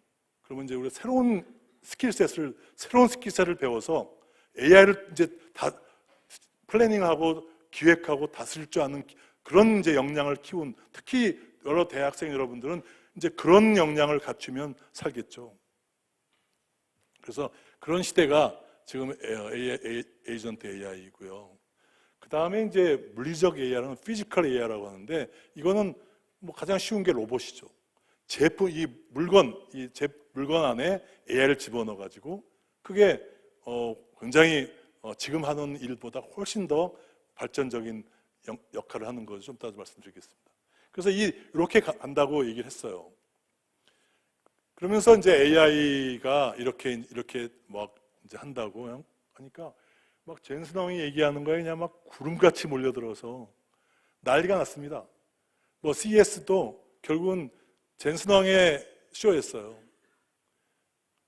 보통 같으면 한 3,000명 들어가는 거기에 기존서를 하게 돼 있는데 이미 그 주최 측에서 3,000명 갖고는 안 되는 줄 알고 좀 다른 호텔에 새로 생긴 12,000명 들어가는 그 컨벤션 센터를 했는데도 사람들이 다 못 들어가갖고 할 정도로 그렇게 막 대성황을 이루면서 아까 얘기했던 젠슨왕이 이렇게 얘기를 하고 있는데 그만큼 이제 AI가 지금 AI 반도체 쪽, GPU 쪽만이 아니라 오픈 AI, 구글, 마이크로소프트, 요새 메타까지 메타, 많은 회사들이 지금 다 좀 다 엄청나게 뛰어들고 있잖아요. 그러다 보니까 그러면 여기서 우리 한국은 뭐 하지? 대한민국은 어떻게 살아야 되나 하는 게 지금 이제 당면 과제가 됐습니다. 그래서 문제는 이제 AI가 있고요. 그 다음에 AX가 아까 AI 대전환이 있죠. AI 대전환은 AI 활용한 사용하는 걸 얘기해요. AI를 써서 뭔가 내가 하는 일을 바꿔보는 거가 AI 대전환입니다. AI를 사용하는 거죠. 그러면 AI의 원천 기술을 개발하고 그러면 그 안에는 AI 이론, AI 파운데이션 모델, 알고리즘, 컴퓨팅 인프라, GPU를 몇 개를 갖고 있냐 이런 것들이 굉장히 중요하니까 이쪽은 다 쩐의 전쟁이에요. 쩐의 전쟁 하다 보니까 지금 우리나라가 지금 최근에 딥시크 사태가 나면서 AI에 우리가 이제 후진국이 됐다만 난리가 나가지고 우리나라가 지금 AI를 돌리려면 GPU라는 게 필요한데 GPU가 우리나라 전체에 몇 개 있냐가 화두가 됐어요. 근데 지금 공식적인 데이터로 나오는 거로는 한 1년 반 전에 1,900개 있다. 그러니까 공식적인 데이터고 지금은 아마 그 사이에 우리 네이버에서도 사시고 열심히 사셔서 한 5,000개 있다고 보면 되나요? 네, 한 5,000개 정도 있는 것 같아요. 그래서 정부에서 이번에 15,000개, 10,000개를 빨리 사고 15,000개 산다고 했던가 해서 앞으로 연말까지 18,000개를 만들겠다 이런 거 있어요. 근데 18,000개를 설사 있다고 해도 지금 이쪽에 강한 나라 중에 하나인 미국의 이 메타 우리 페이스북이죠. 메타 한 회사가 35만 개를 갖고 있습니다. 구글이 15만 개를 갖고 있고, XAI라는 그 일론 머스크하고 있는 데가 또 15만 개를 가지고 있고, 이렇게 뭐 웬만한 회사는 다 10만 개, 15만 개씩 갖고 있어요. 다 합치면 100만 개도 넘어요. 그러면 한국, 대한민국 다 합친 거 지금 설사 18,000개라고 쳐도 18,000 기병을 이끌고 100만 대군을 싸워야 돼요. 그게 물리적으로 가능할까요? 그래서 쩐해 전쟁이라고 하는 겁니다. 그래서 실적으로 여기는 우리가 리더가 되기는 현실적으로 어려워요. 그래서 패스트 팔로우로 가야 된다 하는 얘기고, 그래서 지금 AI 세계 최강국은 미국이죠. 그다음에 중국이 못지않게 쫓아가고 뭐 딥시크를 통해서 실력도 보여줬고, 그래서 딥시크 일본도 뭐 GPU가 중국도 GPU가 굉장히 많습니다. 최신 GPU는 아니더라도 웬만한 GPU 수십만 장 갖고 있어요.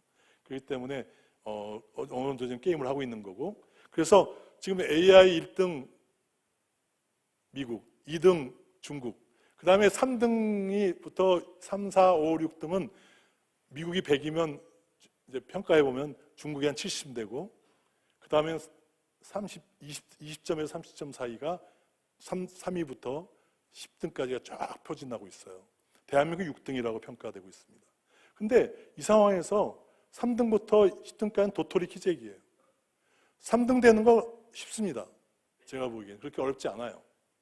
현재 3등이 싱가포르라고 그러는데 싱가포르도 못할 게 없잖아요. 그래서 그런 면에서 AI 3위는 될 수 있어요. 그런데 이 디지털 세계는요, 1등과 2등이 독식을 해요. 게다가 이게 세상에 미국하고 중국이 쪼개지면서 한쪽 진영은 미국이 다 먹고 한쪽 진영은 중국이 다 먹는 거예요. 한국이 낄 자리가 3등을 하더라도 별로 의미가 없습니다. 그래서 어쨌든 그래도 3위를 일단 목표를 하고, 그런데 이제 문제가 이제 그럼 희망이 없다는 게 아니라 희망이 있죠. 뭐가 있냐면 AI를 활용하는 거는 세계 최강을 해보자는 거예요. 핵심이. 그래서 그 AI, 그건 왜 그러냐면 특히 산업에 AI를 적용하는 거는 AI보다 더 중요한 게 산업의 데이터예요. 데이터를 우리는 왜 산업을 잘할 수 있냐면 대한민국이 산업 안 하는 게 없잖아요. 뭐 자동차, 반도체, 뭐 철강, 화학, 섬유 뭐 안 하는 게 없지 않습니까? 이렇게 많은 제조업의 산업을 다 갖고 있는 나라는 전 세계에 한국밖에 없습니다. 그래서 이런 데이터를 우리가 무기화해서 이 데이터가 있어야 AI가 결과를 내는 거니까, 그래서 미국보다는 AI에서는 뒤지지만 데이터에서는 앞설 수 있다. 그래서 이 AI 대전환에서는 한국이 프로스보로 가야 되고 세계 최강을 가야 된다 하는 얘기고요. 그래야 진정한 이제 AI 3대 강국쯤 돼서 제가 돈 되는 AI를 만들어야 한다는 얘기를 하고 있는데요. 돈 되는 나라가 되는 거죠. 그래서 그런 얘기를 드리고요. 시간이 없어서 빨리빨리 이제 넘어가야 할 것 같습니다. 딥시크는 이게 쇼크라고 하잖아요. 이게 한 1월 20일 날 일어났던 일이니까 지금 얼마 됐나요? 지금 한 3달 됐네요. 3달 전에 또 이 세상을 그냥 발칵 뒤집어보면서 부른 바람에 쇼크라고 그러는데, 이 쇼크는 이런 걸 잘 해석을 하셔야 돼요. 미국 언론에서의 쇼크는 미국한테 쇼크인 거예요. 한국한테 쇼크가 아니에요. 왜 나는 이 딥시크 갖고 난리를 우리나라가 펴야 되는지 이를 모르겠어요. 딥시크는 사실상 한국한테는 축복입니다. 이게 충격이 아니에요. 왜냐면요, 딥시크가 사실은 오래간만에 중국이 좋은 일을 했어요. 세상을 위해서. 오래간만에. 이 딥시크가 AI에 있는 모델에 그 오픈 소스라고 해서 이 소스 코드를 다 공개한 건 물론이고, 그 안에 있는 그 모델의 파라메터라고 그러는데 그것까지 다 공개했습니다. 한마디로 얘기하면 미국이 지배하는 헤게모니를 초를 쳐버린 거예요. 어차피 중국이 미국을 앞서기는 어려우니까, 없지만 미국의 AI가 전 세계를 다 먹는 거를 초를 친 거죠. 그래서 사실은 딥시크가 나타난 다음에 이제 웬만한 회사, 옛날에 이런 얘기 있었나요? 우리가 옛날에 어떤 얘기 했었나요? 미국이 지배하는 AI 있고, 그 다음에 중국이 지배하는 AI가 있고, 우리나라는 지금 여기 네이버가 있으면 네이버의 하이퍼클로버 X라고 하는 대한민국도 이 파운데이션 모델을 갖고 있는 세계 세 번째 나라입니다. 또 네이버만이 아니라 또 LG도 가지고 있고요. 엑사원이라고 하는. 그래서 한국이 이 파운데이션 모델을 가지고 있는 미국, 중국 다음에 한국이에요. 그래서 어떤 얘기가 나왔었냐면, 야, 우리 이 하이퍼클로버 X를 제3세계에다 다 주자. 그리고 우리가 전 세계를 세 개로 나누자. 미국 진영, 중국 진영, 나머지 진영. 나머지 진영에서 한국이 이기면 되지 않냐. 이런 얘기까지 있었죠. 그런 얘기가 아무 의미가 없어졌어요, 이제는. 왜냐하면요, 이제는 모든 나라가 누구나 다 AI 모델을 만들 줄 알아요. 왜냐하면 이 딥시크 덕택에. 딥시크가 다 공개를 해버렸기 때문에 딥시크에 들어가서 접속하는 얘기가 아니고, 딥시크가 공개한 그걸 가지고 우리 회사도 만들 수 있어요. 국가가 만드는 건 물론. 요새 베트남을 갔더니 베트남도 이미 국가 AI 모델을 만들었어요. 뭘로? 저 딥시크 모델을 가지고. 그래서 이제 완전히 딥시크 민주화라고 그래요. 그래서 딥시크가 전 세계 AI를 보편화시켜 버렸어요. 그래서 그게 이제 한국한테는 긍정적인 거죠. 어떻게 보면은 뭐 한국만이 아니라 미국하고 중국을 제외한 모든 나라에 긍정적이에요. 그러다 보니까 그래서 아까도 얘기했지만 이제는 여기서 승부가 하는 게 아니라 여기서 승부를 해야 돼요. 그리고 또 아까 오늘 계속 말씀드렸죠. 기술을 위한 기술이 아니라 이 AI 기술을 어디다 쓸 거냐 하는 걸 이쪽에서 승부를 내자 하는 얘기고요. 그렇게 되면 이 AI 대전환에 결국은 포커스가 맞춰진다. 그래서 아까 말씀드렸던 대로 AI가 인류의 역량을 확장하는 건데 확장을 어느 방향으로 가느냐 하는 과정에서 국가 전략이 나오는 겁니다. 그래서 이 AI 대전환하고 디지털 대전환은 그럼 어떻게 다르냐 하는 질문을 많이 받는데 어떤 면에서는 부분 집합일 수도 있고요. 다시 왜냐하면 디지털 대전환이라는 게 연결을 시켜야 되고 연결을 시키면 모든 걸 연결하다 보면 데이터가 나오잖아요. 그러니까 우리가 스마트폰으로 전부 다 모든 사람들이 연결되어 있기 때문에 지금 광화문에 몇만 명이 있는지를 아는 거잖아요. 그래서 우리 무슨 집회를 했는데 집회가 경찰 추산으로는 몇만 명이고 실제로는 몇만 명이고 이런 얘기는 사실 웃긴 얘기입니다. 이 통신사들은 다 알고 있어요.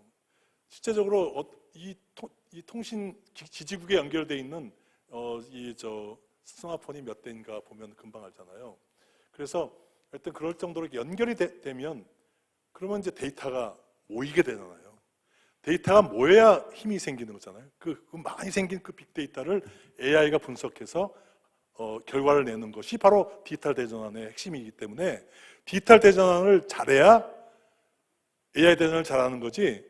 AI 대전환 우리가 디지털 대전환 우리나라에 좀 우리가 고쳐야 될 게 유행처럼 DX 해야 되니까 디지털 대전환 열심히 하다가 이제는 AI래. 그러니까 이제 이거 하지 말고 또 AI 대전환 쫓아다니는 것이 아니라 제가 기업인들하고 미팅할 때 굉장히 많이 받는 질문입니다. 지금까지 DX 열심히 했는데 AX 하라는데 이거 또 뭐죠? 그러니까 DX를 잘하는 거나 AX랑 같은 거예요. 그래서 그런 면에서 그렇고 AI가 뭘 잘하냐면 분류를 잘하고 아까 예측을 잘하고요. 예를 들면 이게 고장이 날지 안 고장이 날지 이런 거 잘 알잖아요. 아까 분류는 이게 양품인지 불량품인지 암인지 아닌지 분류하잖아요. 그 다음에 생성을 잘한다 이렇게 해서 세 가지 잘하는 거고. 그래서 결론적으로 보면 오늘 학생들 이렇게 전문적인 얘기보다는 아주 쉽게 말씀드려야 할 것 같은데 AI를 쓰는 방향은 딱 두 가지로 보면 돼요. 제가 기업인 분들한테 특히 기업 닥치고 AI인데 이제는 AI를 어떻게 쓰셔야 할 거냐? 첫 번째는 여러분의 제품을 또 여러분의 서비스를 AI를 넣어서 혁신하는 거예요. 또 하나는 지금 하고 있는 일을 혁신하는 거예요.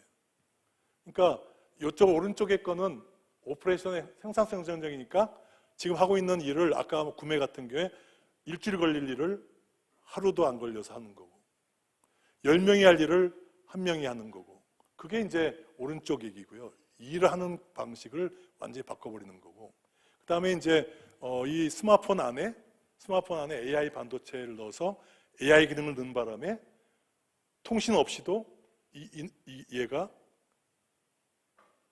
통역돼주고 번역돼주고 하는 거가 그게 이제 AI 기능을 이 제품에 집어넣는 거죠. 그래서 이 AI 기능을 제품에 집어넣는 거는 왼쪽 얘기고요. 그다음에 그걸 만드는 그 방식을 훨씬 더 생산성을 높이는 걸 오른쪽입니다. 그래서 아까 얘기했던 이 젠슨왕의 4단계가 사실은 이것도 저는 동의하지 않는 게 이게 단계가 있는 것이 아니고요. 있는 게 아니라 이건 어떻게 보이냐면 젠슨왕이 여기까지는 먹었거든요. 요것도 먹을 것 같거든요. 요거는 남겨둔 거예요, 자꾸. 근데 사실은 대한민국 입장에선 정말 중요한 건 이 피지컬 AI입니다. 왜냐하면 한국이 제조업을 다 잡고 있잖아요. 이 제조업이라는 게 제품이잖아요. 이거에 AI를 포함시킨 거, 아까 얘기한 이 AX 분야 1, 이쪽 제품에다 AI를 집어넣는 거, 이게 피지컬 AI입니다. 크게 보면. 그 다음에 일의 생산성을 올리는 거, 이게 에이전트 AI인 거예요. 그래서 이 두 가지 방향으로 같이 갑니다. 그래서 여기까지 지금 돼 있고 이 두 가지를 해야 되는데 그 하는 거에 뭐 시간이 돼서 결론을 말씀드릴게요. 이걸 클라우드 기반으로 하는 방식이 있고 또 하나는 그러니까 제품 집어넣는 방식, 제품도 클라우드에다 할 수 있는 방법이 있고 다시 하면 여기에 있는 통역을 이 안에 있는 AI 반도체가 하게 할 수도 있고 통신을 해가지고 서버에서 그 번역을 해주고 통역을 해주고 다시 받아갖고 하는 방법이 있어요. 그런데 이 클라우드 쪽에서는 아까 말씀드렸던 대로 전부 다 세상이 챗GPT, 제미나이, 메타의 라마 뭐 이런 회사들이 지금 지배하고 있기 때문에 이 패스트팔로우로 가야 되고 근데 이 온디바이스나 인바디드 이쪽 이 피지컬 AI 쪽은 우리 한국이 이겨야 되는 거죠. 그래서 이 클라우드 쪽은 그렇고 이쪽에 이제 예를 들면 스마트폰에다가 AI를 집어넣는 걸 온디바이스 AI라고 그래요. 그 다음에 이 로봇에다가 AI를 집어넣는 거 이건 온디바이스란 말 안 쓰고 인바디드란 말을 쓰는데 이 두 개를 합쳐서 이제 저는 광의의 피지컬 AI가 되는 거죠. 자동차에다가 AI를 집어넣으면 자율주행차가 되고 하는 것들이 이거고 또 드론에다가 또 AI를 집어넣으면 아주 혁신적인 드론이 되겠거든요. 그래서 한마디로 쉽게 말씀드려서 제품에다 AI를 집어넣는 분야는 왜 한국이 중요하냐면 이쪽 분야는 우리나라 제조업이 다 이쪽이잖아요. 이거를 만약에 놓치면 대한민국은 끝이에요. 그렇죠? 그래서 대한민국이 절대로 끝까지 사수해야 될 분야가 바로 이 온디바이스하고 인바디드 AI 쪽입니다. 소위 얘기하는 피지컬 AI죠. 그래서 한 장을 제가 빠뜨렸는데요. 그래서 여기에 그러면 우리가 한국이 어떻게 승부를 할까 하는 걸 보면 우선 첫째 가장 중요한 게 그럼 여기서 이제 지금 뭐 엔비디아에 있는 GPU가 뭐 로봇에 지금 다 들어가고 있고 자율주행차에 다 들어가고 있고 뭐 지금 세계를 지배하고 있는 엔비디아 솔루션이 다 전부 다 이 피지컬 AI에 들어가고 있는데 한국은 뭐 먹고 살지? 이제 앞으로는 승부는 끝났나? 이렇게 생각하고 지레 겁먹고 주저앉으면 우린 지는 거예요. 근데 이게 그래서 제가 올해 CES에서 젠슨 왕의 그 스피치를 보고 정말 모골이 송연했어요. 야, 얘가 아까 말씀드린 대로 얘가 이거 다 하겠다네. 천하를 통일하겠다네. 야, 우리나라 그러면 우리나라 이제 이 피지컬 쪽이 우리나라의 보루인데 이거 놓치면 우리가 어떻게 살지? 그냥 솔직히 정말 잠이 안 왔어요. 그래서 그때부터 여러분들하고 같이 고민하고 있으면서 하는 정말 중에 한 가지 희망이 뭐냐면요. 이 제품의 특징이 뭔가요? 특징이 전력 소모가 많으면 안 돼요. 그죠? 이거 충전 하루만 갔는데 AI 반도체 넣어가지고 전력을 많이 먹으면, 아까 GPU가 전력을 많이 먹는다 했잖아요. 좀 많이 먹으면 뭐 하루에 2번 충전해야 돼. 그럼 이거 누가 사겠어요? 마찬가지예요. 자동차도 그렇고 로봇도 그렇고 이게 이제 충전 시간이 충전을 얼마나 자주 하느냐가 중요한 거잖아요. 그러니까 전력 소모가 승부처가 돼요. 그러면 대한민국이 해야 될 일은 뭐냐면 전력을 적게 먹는 초저전력 반도체를 개발하는 거예요. 여기다가 대한민국의 모든 역량을 집중시켜야 됩니다. 제가 요새 그런 회사가 있잖아요. 한국에 리벨령이라든가 또는 퓨리오사라든가 사피오는 이제 일본이 인수했고 또 디벡스라는 회사도 있고 있는 회사들이, 근데 안타깝게도 디벡스를 제외하고는 전부 다 뭘 개발하고 있냐면 클라우드 쪽을 개발하고 있어요. 데이터 센터에서 한번 저희 엔비디아하고 한번 꺾어보겠다는 건데 저는 솔직히 말씀드리면 데이터 센터는 쉽지 않습니다. 근데 그건 왜냐하면 전력 문제가 되면 전력을 반으로 줄이면 되죠. 근데 좋은 소구점이 되는데 요즘 어떤 얘기하냐면 발전소를 옆에다 갖다 놓고 전기를 대겠다는 거예요. 그럼 그거 싸게 해준다 그러면 그건 바꿀 이유가 없잖아요. 그래서 실적으로 이미 이 세계를, 이쪽 세계는, 클라우드 세계는 이미 엔비디아가 지배하고 있기 때문에 한국이 들어갈 자리가 별로 없습니다.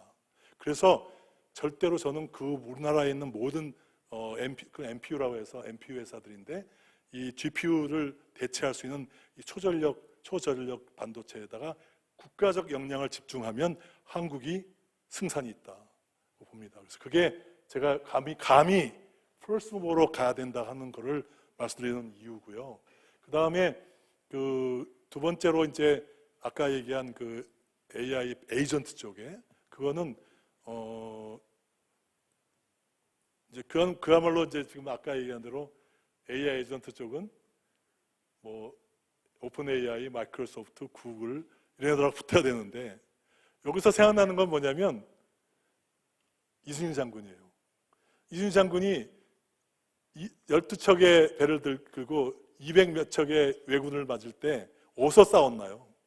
대항에서 싸웠으면 백전백패했겠죠. 근데 울tur목에 끌어들여가지고 좁은 데서 싸웠잖아요. 그래서 그 생각이 나는 거죠. 무슨 얘기냐면 전 분야를 커버를 하는, 전 분야의 데이터를 커버를 하는 그 게임에서는 우리가 미국을 이길 수가 없습니다. 그런데 산업 분야, 또 산업 중에서도 자동차 산업에 대한 데이터는 자동차만 해당되잖아요. 그쪽에 대한 데이터는 한국이 더 잘하잖아요. 그래서 협곡이 이 산업 AI예요. 그래서 그게 바로 얘기한 이 데이터와 도메인 노하우. 우리는 이 노하우가 많잖아요. 그 제조에 대한. 그거에 대한 거를 이 산업별 특화 버티컬 AI라고 하는데 이거를 들어가면 우리가 승산이 있다. 이러면 우리 여기서는 미국을 이길 수 있다. 중국을 이길 수 있다. 이렇게 생각합니다. 그래서 그런 면에서 에이전트 방향은 또 되는데 이미 벌써 CES에서 여러 가지가 나오고 있기 때문에 먼 나라 얘기가 아니고요. 이미 뭐 이런 제시를 하고 있고 그래서 어떤 우리나라가 해야 되고요. 그런 걸 하려면 중요한 게 데이터잖아요. 이제 앞으로 정말 데이터가 중요해요. 제가 우리 여기 진주 쪽도 항공 우주 산업 쪽이 많다 그러면 항공 우주 산업의 이 제조 데이터를 어떻게 우리가 놓치지 않을 거냐. 이걸 갖다가 전부 다 갖다가 어디다가 뭐 챗GPT에다가 그쪽에다 막 데이터 올려주면서 거기서 뭐 챗GPT를 돌려? 큰일 날 얘기예요. 그러면 우리 데이터를 미국에다 다 갖다 바치는 겁니다. 딥시클 그 채널에 앱에 들어가갖고 거기다 올려? 그럼 중국에 다 바치는 거예요. 그러니까 이 데이터를 어떻게 지킬 거냐. 그래서 요즘은 유럽에서는 이 매니팩처링 X라고 하는 이게 지금 뭐 이번 달 초에 하노버 산업박람회에 다녀왔는데요. 거기서 독일하고 지금 얘기하면서 한국하고 독일하고 이 제조 데이터를 어떻게 공유하고 같이 할 거냐는 얘기를 하고 왔는데 이 이유는 뭐냐면 독일도 똑같잖아요. 독일도 미국하고 중국의 파산 공세에 어떻게 EU를 지킬까? 한국도 똑같잖아요. 그래서 우리 같은 입장을 가진 사람끼리 모여서 협력해서 우리가 미국하고 중국의 파상 공세를 우리가 지키자. 그래서 대한민국이 잘하고 있는 이 산업 분야의 데이터 주권을 확보하자는 거죠. 그러면 이제 데이터를 생성하고 수입하고 가공하고 분석하고 데이터에 관련된 뭐 장비고 뭐 어떤 스마트폰이면 스마트폰을 어떻게 만드는지에 대한 프로세스며 이런 걸 전부 다 데이터를 우리가 잘 간직해서 거기다가 AI를 집어넣으면 훨씬 더 이제 효율적으로 할 수 있는 게 되는 거기 때문에 그 데이터는 대한민국의 재산이 되는 거죠. 그래서 그게 이런 정책을 해야 되는데 이거는 기업 혼자 못합니다. 왜냐하면 기업 여러분들이 뭐가 중요하면 표준화가 중요하거든요. 표준을 만들어야 되기 때문에 그래서 데이터 표준화 같은 건 국가가 해야 되니까 정부하고 민간이 같이 열심히 해야 될 일이죠. 자, 이상 말씀 다 드렸습니다. 그래서 일단 오늘 이 마치면서 나는 왜 사나, 또 우리는 또 왜 삽니까? 그리고 또 인류는 왜 사는지 이 생각을 이제는 대한민국은 이제 이런 생각을 해야 될 때다 하는 거고, 그리고 AI 대전환 시대에 세계 최고가 되려면 이 AI 기술보다 더 중요한 건 이 기술이 갖고 있는 목적이 뭐냐 하는 거를 우리 지배할 줄 알아야 되고, 이걸 하려면 Y를 생각을 중심으로 전환을 해야 되는 거죠. 그래서 아까 지금 말씀드린 대로 서두에도 이제는 Y 교육을 시켜야 된다. 자꾸 생각하는 교육을 시켜야 된다. 우리 학생들한테. 나는 왜 사나? 나는 세상은 왜 사나? 앞으로는 뭐가 나? 많은 이런 우리가 궁극적인 목적을 그거를 제시할 수 있어야 되는 거가 바로 AI 저장하는 시대의 시대 정신, 패러다임. 그것이 지금 말씀드린 대로 AI를 통해서 인류를 확장시켜서 역량을 확장시켜서 인류에 위협받고 있는 지속 가능성을 확보해야 한다는 걸 말씀드렸고, 정말 우리 대한민국이 진정한 선진국이 되려면 이러한 세계인들한테 대한민국이 만들어줄 수 있는 미래의 모습이 뭡니다.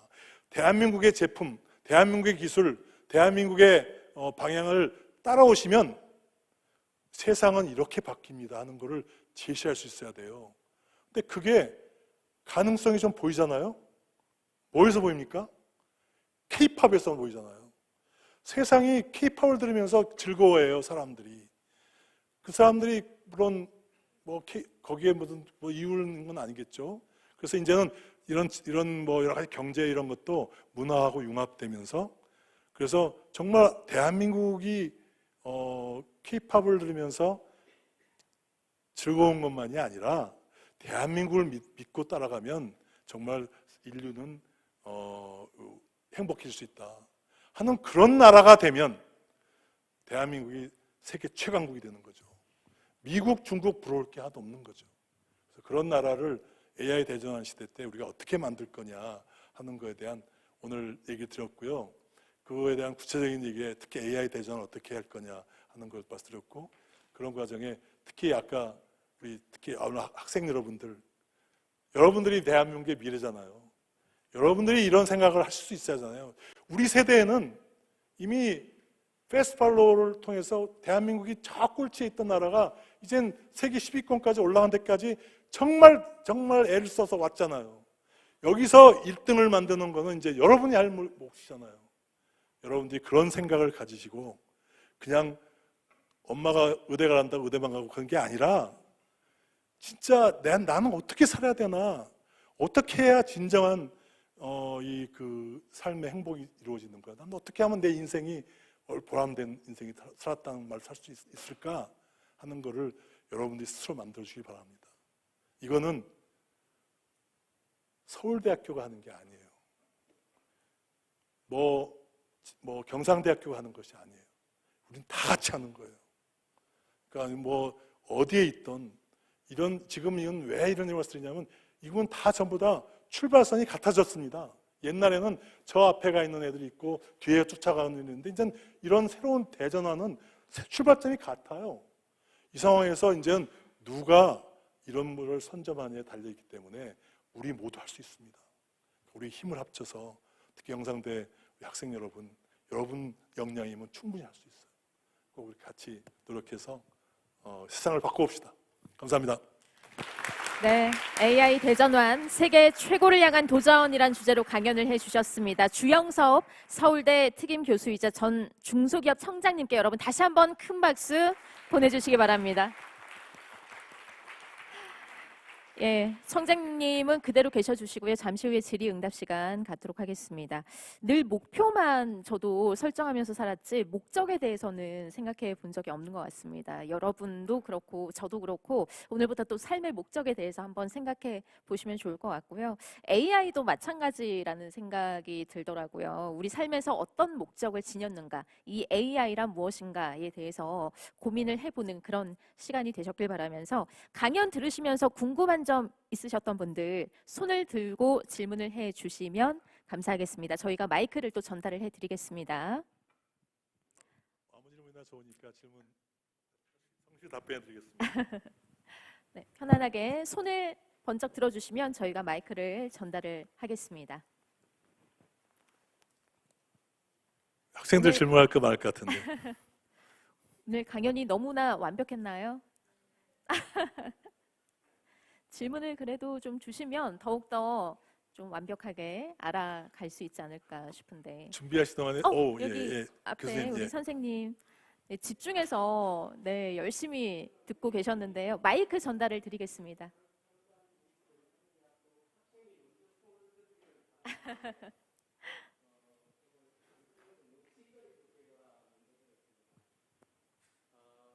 그 KBS가 저는 아침마당으로 아침을 시작하는 사람인데 KBS가 오늘 진짜 이제 뭐 어찌 보면은 오늘에 와서는 변방이에요. 진주에 이렇게 이런 그 소중한 공부 공간을 만들어 주셔서 감사드리고 또 우리 이제 그 주영섭 청장님은 선대 농계를 말씀하셨는데 사실은 진주는 사무당 문익점 선생께서 목화를 도입해서 백성들을 따뜻하게 입고 살 수 있도록 동사를 막아준 곳이고 남명조식 선생께서 훌륭한 교육으로 의병장들을 길러서 진주성을 1차 승전으로 이끌어서 조선을 살려낸 곳이에요. 그리고 또 진주 농민항쟁, 진주 형평운동 이런 이제 역사적 사건들을 통해서 나라의 정신을 일깨운 그런 이제 선대의 정신이 흐르는 곳에 주 농계님과 더불어서 훌륭한 선대들이 있는 그런 곳에 방문하신 것을 이제 환영하고 감사드리고 또 오늘 이런 이제 강의로서 저희들을 일깨워 주셔서 대단히 감사합니다. 그런 가운데 이제 목적이 이끄는 삶을 청장님께서 내세워 주셨는데 맨 마지막 부분에 가서는 Y로 이렇게 이제 좀 많이 끌고 가셨어요. 근데 Y도 중요하지만은 무엇을 위한 Y인가를 좀 더 강조가 되면 좋겠다 이런 생각이 드는 게 저는 사실 우리 한국인이 OECD에서 조사한 바를 보면은 뭐 이스라엘 민족들 뭐 영리한 집단으로 보는데 그 사람들보다 더 그 IQ 지수가 높더라고요. 그 사람들이 평균 96인데 한국인은 106이더라고요. 세계 1위로 똑똑한 이제 민족들의 나라인데 지금 우리 지도자들이 정말 이 똑똑한 민족을 좋은 교육으로 이렇게 이끌어 간다면은 아마 지금까지도 우리 역사가 달라졌을 것이라는 생각이 들기도 하면서 오늘 청장님의 이 훌륭한 강의를 들으면서 자 그러면은 우리가 3위를 목표로 한다. 그랬을 때 우리의 지금 교육 아까 문제를 지적을 하시더라고요.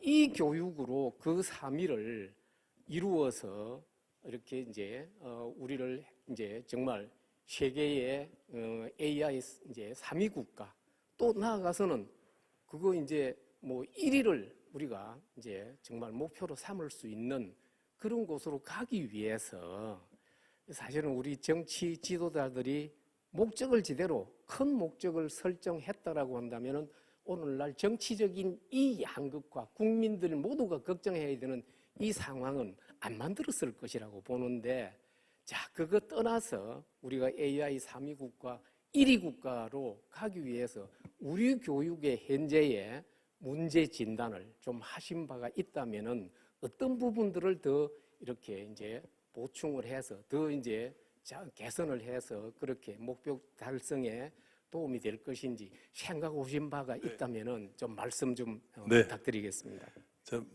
질문 감사드리고요. 실제적으로 지금 질문하신 거에 잠깐 보완 말씀드리면, 제가 AI 3위 국가가 되자는 얘기가 절대 아니고요.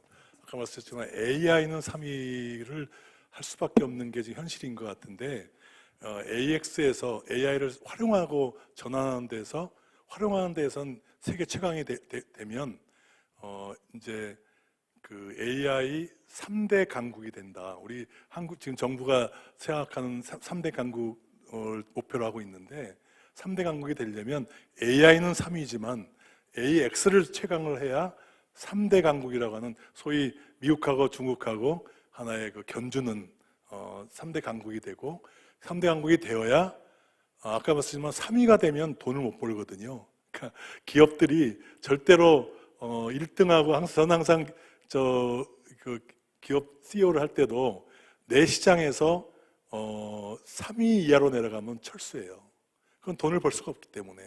그러니까 결국은 1위가 되든지 아니면 최소한 2위 정도는 해야, 그래야 소위 그 이익을 낼 수 있습니다. 그래서 그러기 때문에 3위라 그러면 이미 철수해야 돼요. 근데 그래서 이제 3강이라는 얘기는 뭐 마켓시어가 33% 되는 거니까, 그러니까 우리가 뭐 누가 1등이냐가 관계없이 그런 나라가 돼야 진정한 이제 대한민국이 AI 강국이 된다는 말씀을 드린 거였고요. 그래서 AI 3위 국가가 아니라 AI 3강을 한다는 게 그런 의미입니다.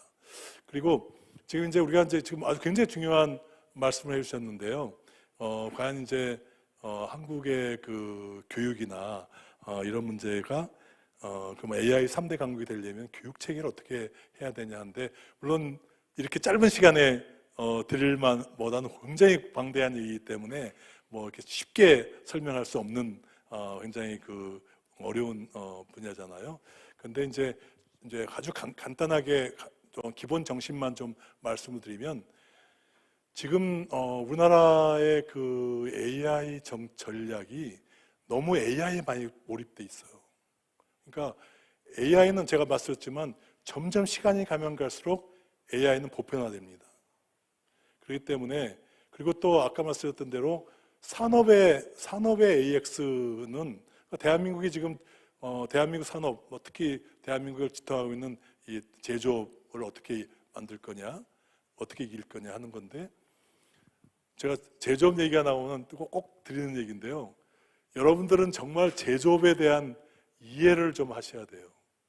이게 우리나라에서는 제조업이란 말이 굉장히 잘못 오해가 되고 있어서 이게 엄청난 대한민국의 위기 중에 하나예요. 한국에서는 제조업을 어떻게 이해하고 있냐면 자꾸 굴뚝산업이라고 그래요. 제조업이 굴뚝산업이다. 근데 제조업을 분류할 때 항상 전통 제조업이라는 말도 많이 쓰고요. 근데 제조업이 아닌 게 없어요. 대한민국 산업에.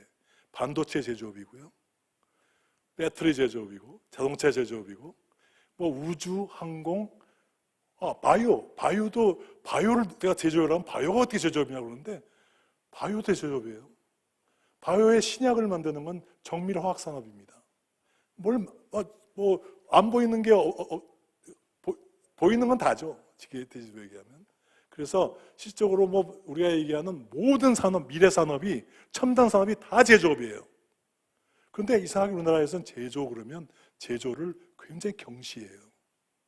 그다음에 제조라는 단어가 manufacture라는 단어를 또 혹 헷갈리는, 정책계에서도 헷갈려요. 그게 뭐냐면 제조는 공장이 일어나는 것이 아닙니다. 제조라고 하는 것은 마케팅도 제조, 마켓을 조사해서 하는 것도 제조고요. 그 다음에 연구개발해서 제품을 만드는 것도 제조고, 그 제조의 범위라고 하는 것은 시장조사부터 연구개발, 생산, 구매, 판매까지 모든 분야가 다 제조예요.